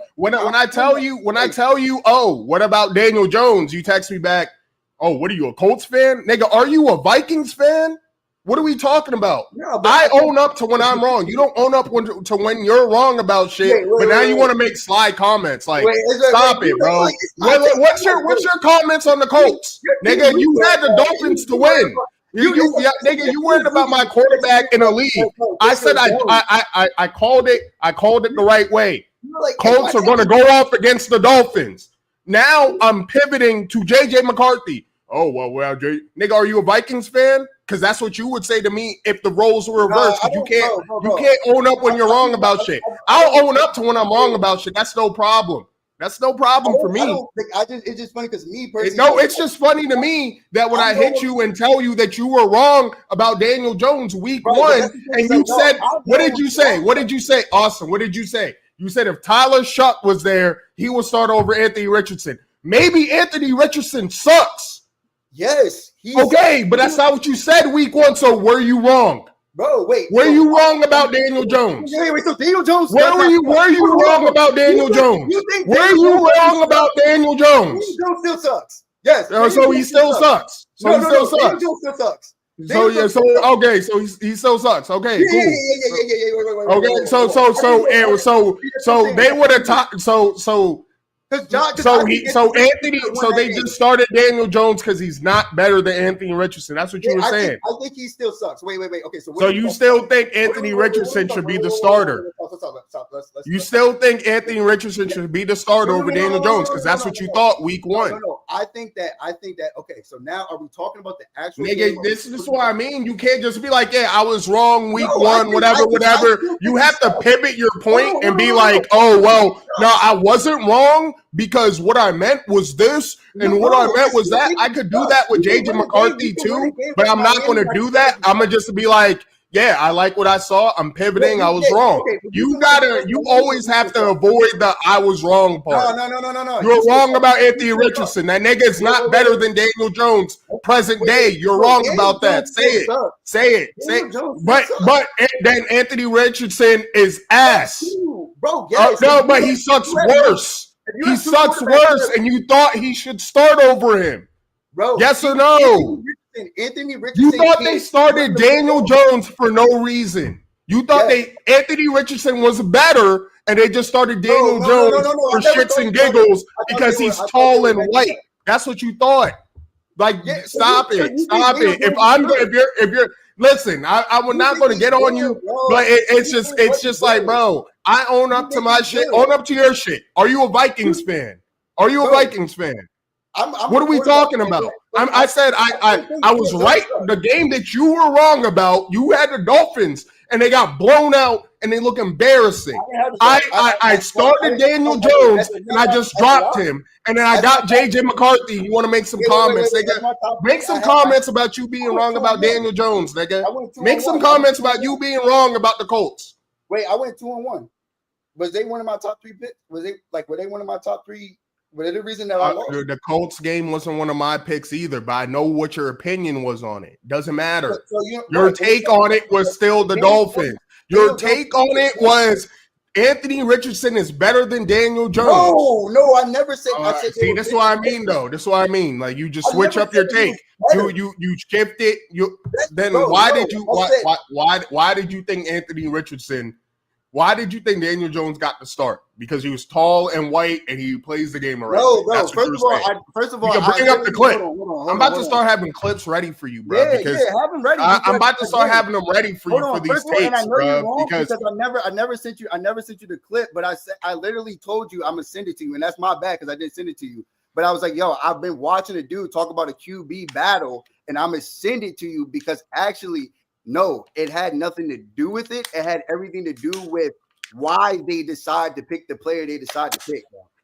That like it literally actually like honestly because I think that they're 50-50. I think that they're 50-50. But again, if it's 50-50, me personally, if it's my franchise and it's 50-50, I'm personally going with the younger player. If it's 50-50 in our season's over, I don't think Daniel Jones is good. I still think he sucks. I don't think he's winning 5 games for this team. You know what I'm saying? Like, I don't think that he's good. Like, I think he's better than Sam Darnold. I also had 5. I'm gonna send this on to you, bro. And I say all that because it's really important. Quarterback competitions and the optics around them very well. You sent me this. Pause it. You sent me this. Oh, I did. Okay. You did. You sent me this. So yeah. Okay, but still, you said that if Tyler, I asked you. If all right, Daniel Jones is getting a start, and what I was telling you, and you were laughing it off, and you weren't the only one to laugh it off. When I talked to Dalton, he laughed it off. I told both of you that Daniel Jones is going to perform well against this trash Dolphins team with these weapons and this offensive line. He's going to be able to get it to Tyler Warren, and he's had a running back like Jonathan Taylor before. His name is Saquon Barkley. It's going to look good. He's going to do his thing, and I picked him up in fantasy. I moved off him just now because he has the Broncos, and I think we have fool's gold because I don't think Daniel Jones is good either. But in week 1, you had the Dolphins. That's right. You can okay then. So what are we talking about? I'm pivoting. I dropped Daniel. I'm just saying, bro. I already said earlier. Yeah, all right. I just need to see more. And that you, oh man, it's funny now that you on them. It's funny that you thought the Dolphins are going to beat the Colts, bro. I'm literally not trying to like. But all those aside, I'm just giving you shit because it was funny that like after the pick he was good. You were saying listen. I don't double and triple down. If I get new information, I'm going to pivot and I'm gonna be like, all right, I was wrong about yo. I'm gonna have my apology, nigga. You didn't see my tweet where I was like, "All right, apologies to JJ McCarthy. He might be him." No, I was just saying. I really didn't see that. Okay, so you didn't see that, but that's what I'm saying. So you know what I'm saying?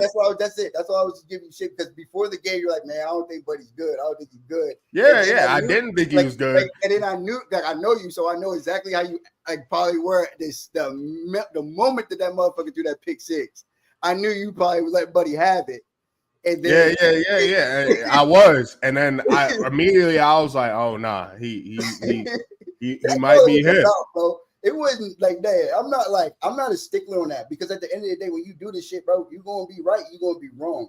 It's all about how you get to your conclusion. Like I think in an 18 game like supplement, like an 18 game sample, Daniel Jones is going to be a sucky quarterback. And on one day, yeah, I think he could have a game like that.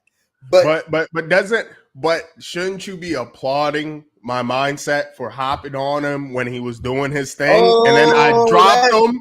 And then I drop him because I don't believe in him. But I think for this week, he's going to be good.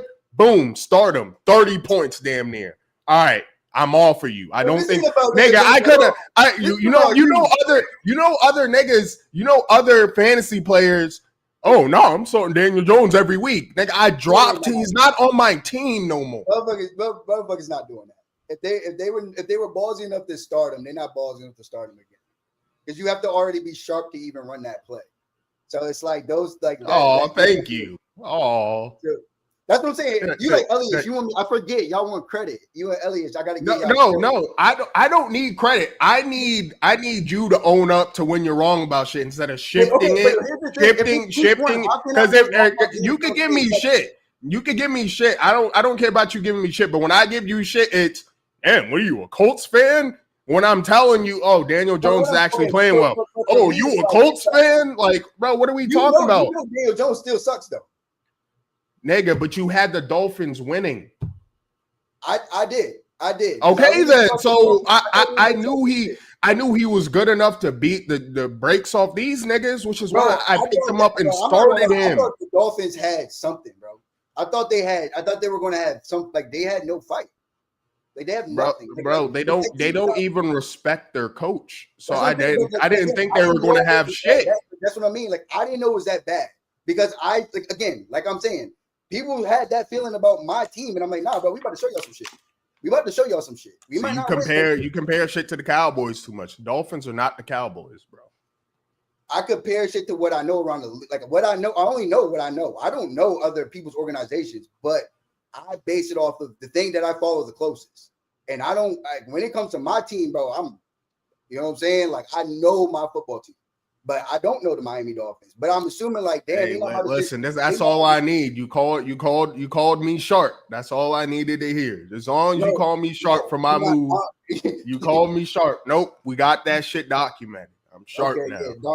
Dom's happy today. We made it Saturday. He's sharp today. No, and don't compare me to Elias needing no type of praise. I don't need praise. But I'm down to take shit as long as you're down to take shit. But every time I try to give you shit, that's why I don't talk football. Because it's like, bro, I'm not down to take nigga, we have a football podcast. Yeah, I know that, bro, outside of this, I don't speak on football. I do not speak on that shit. Like I do my studies, I run my data, I do a whole bunch of stuff to try to win and make money. But like a back and forth conversation about football, bro, I don't want to really talk to people because they don't really know what they're talking about. Like everybody, that's why I'm here. Nah, bro, I don't like talking to you about this shit after time. Yeah. Hey, because I show you a mirror, nigga. I show you a mirror. This is what you did, nigga. That's what you don't like about it. You were right. I was right about this.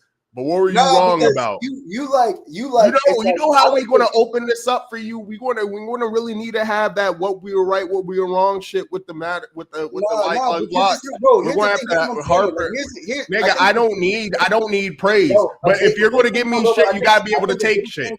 If you took shit, then I would have no issues with what you're saying, but you don't take shit. That's the thing. I don't do this, bro. I swear to God, I don't do this to be right or wrong or to flex my right. Then why did I do this? So what did you find funny? What did you find so funny? Bro, real spill. Wonder why I do this? My passion for this shit is literally data, getting the data, breaking down the information, giving you as much facts and statistical facts as possible, and giving you my honest opinion, right, wrong, or indifferent. But I give you everything you need. Listen, I gave you everything you need to make your own opinion. I'm giving you 100 facts before I come to my personal. That's irrelevant.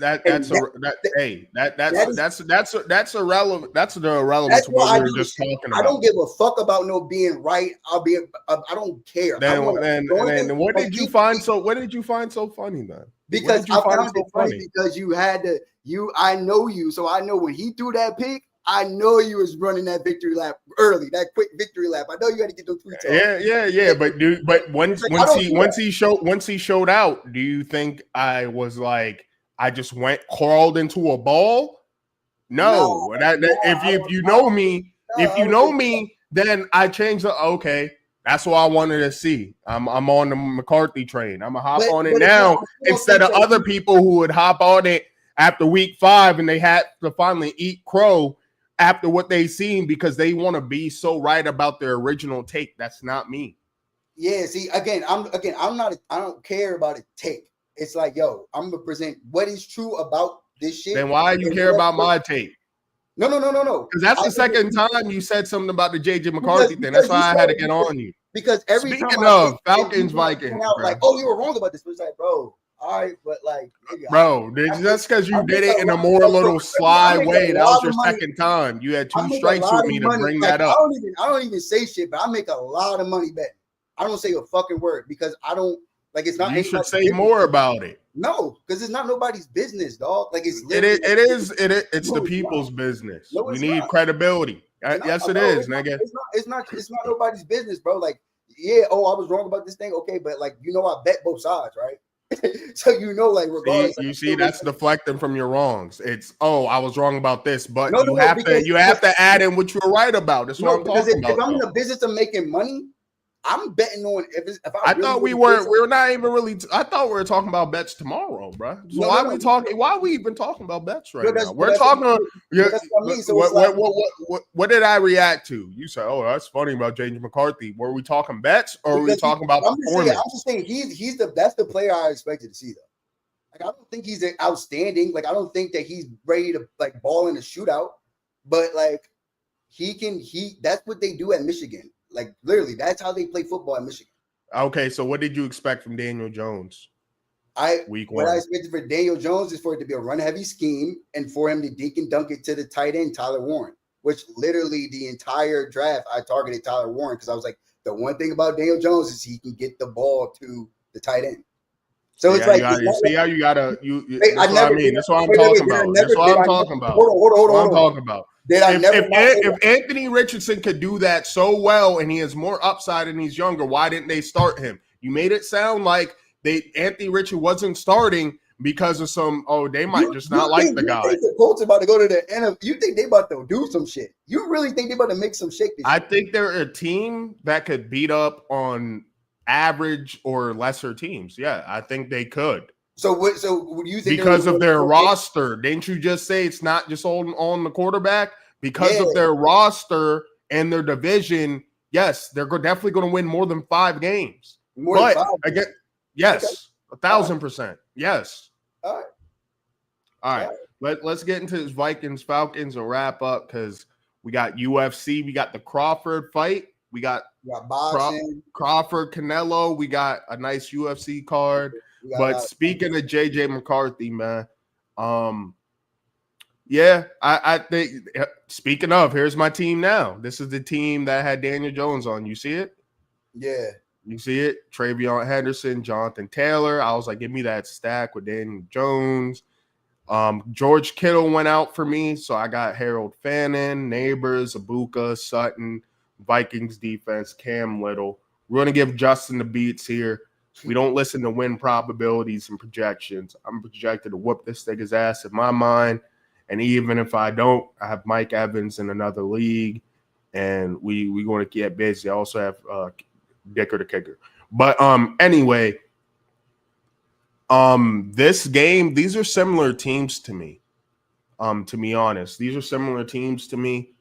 And it's just like, what are we going to get from these offenses? I think the difference, though, is this Vikings defense. And Penix, he doesn't, he got his start last year, but he got his start at like week 13. So I think this Vikings defense is going to show up and show him some different looks. I think the Vikings, they're going to do enough to edge out this game. Vikings go up 2-0 in the division. I think it's going to be between them and the Packers, really, because I think the Vikings could cause some problems for Jared Goff, this new look offensive line, the offensive coordinator. I think this is another Vikings dub. What you got? I mean, I don't know. If Penix is balling, maybe he can make some shake. But again, like the Falcons defense they just got a lot of young guys on the edge. I think that Minnesota's interior offensive line is going to take over this game. Definitely be able to make some shit shake. So, again, Vikings probably pull it out just because I think they just have more talent than the Falcons do. Interesting to see. Again, this was the actual national championship. Both of these quarterbacks played in that national championship game. It was Michael Penix, Washington, Michigan. So, I just think JJ, when it comes to him, same thing. If he's going to be bad, if the running game isn't there. If the running game is there, I think it's going to open up some stuff for him. They'll be able to use play action, be able to exploit Jay Jettis and the cornerbacks with the Falcons. Maybe they'll get TJ Hawkinson involved this game. One thing I can say, Adam Thielen is cooked. Adam Thielen is cooked. I think Carolina got them. Yeah, I think. So they knew something that. Yeah, I don't know if they knew something or whatever, but it's just like I remember I was saying ad nauseum, like, yo, like if he's going to ball, it's going to be this first month of the season. If he has anything in him, we're going to see it right now. And like, bro, I don't know if you were looking at Adam Thielen, but I was looking at him, and he didn't look like he had any type of get off, He was looking like Cooper Kupp out there, and then we have Jordan Addison coming back next week. So if you're a Thielen owner, because I feel like people kind of, Week 4 after next week. Oh, right. After next week. So yeah, week 4, but he's coming back soon. This isn't a Rashee Rice situation, and then Jordan Addison's going to have a major role, which is another reason why I was like, if he could do this with this core right now and Adam Thielen not giving him much, wait until Jordan Addison comes back. I like what I saw out of both backs. It has to do with the entire offense. But, in our league, there was a lot of auto picks with a lot of people having quarterbacks. So right now I'm in my streaming quarterbacks mode. I like their matchup for next week as well. Because I was like, yo, if Daniel Jones had a good matchup, I'd probably go with him again, but I think he's going to get exposed against the Broncos. And then the Vikings have the Bengals week 3. And then week 4, when Addison is back, he has the Steelers. Oh, that must be an international game. It's at 8:30. What is Croke Park? Ireland. Okay, that's the Ireland game. So we'll see how they travel. He might have to get benched for that game. I don't know. We'll see how the Steelers defense looks this week. But yeah, I mean, on top of that too, I mean, they have some depth on the O-line for the Vikings. Christian Darrisaw was out, so it's good to see that. Young Ho Koo. I feel like the Falcons, they're either on a streak with their special teams or there's an issue. And obviously, Koo, they could have won that game against the Bucs. That's an important game. It's a divisional game. So I think are they the ones that picked up Eddie Pinheiro? I don't know, but they did. They picked up somebody this week.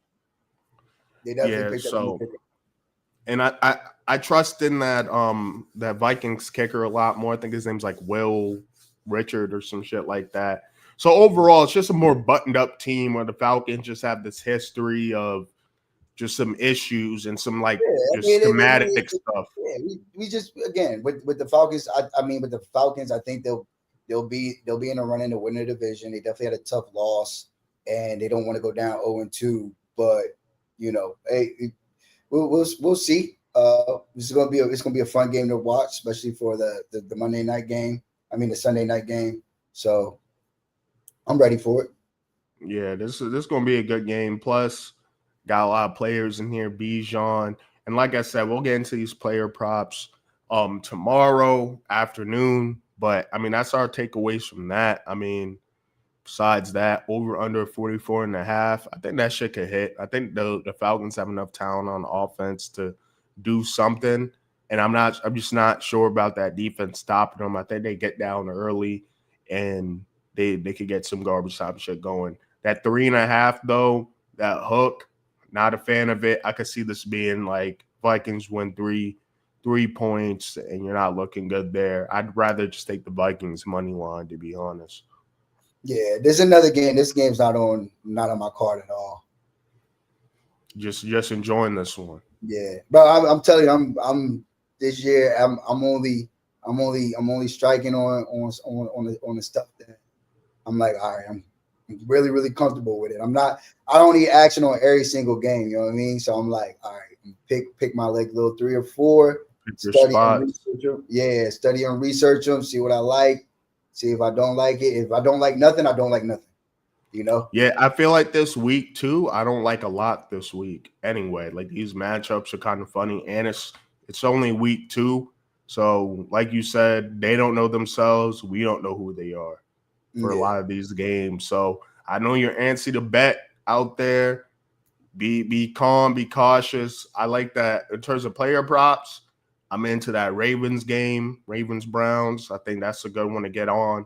because they can't put like Bannon and Dylan Sampson's receptions too high off on the week. And I think we could see something similar, especially if the game script goes how we expect it to go. Flacco is throwing that joint around. Tomorrow I'm gonna have that cooked up. It's gonna be nice. I'm gonna have some receptions for you. Probably gonna have some yards, and then probably a few anytime touchdowns. So yeah, we won't get them right tomorrow in the morning. Yep, tomorrow morning, stay tuned. 1 o'clock games if you're on the East Coast, 12, 11, wherever you at. West Coast, 10 a.m. You have to get up extra early if you're on the West Coast. I know I got some West Coast followers. Shout out to y'all. But yeah, like and subscribe. I'm about to get prepped for these fights. A lot of fights today. A lot of throwing hands. The most masculine time of year right now. We got football, we got fights, we got basketball coming up. So big testosterone is energy.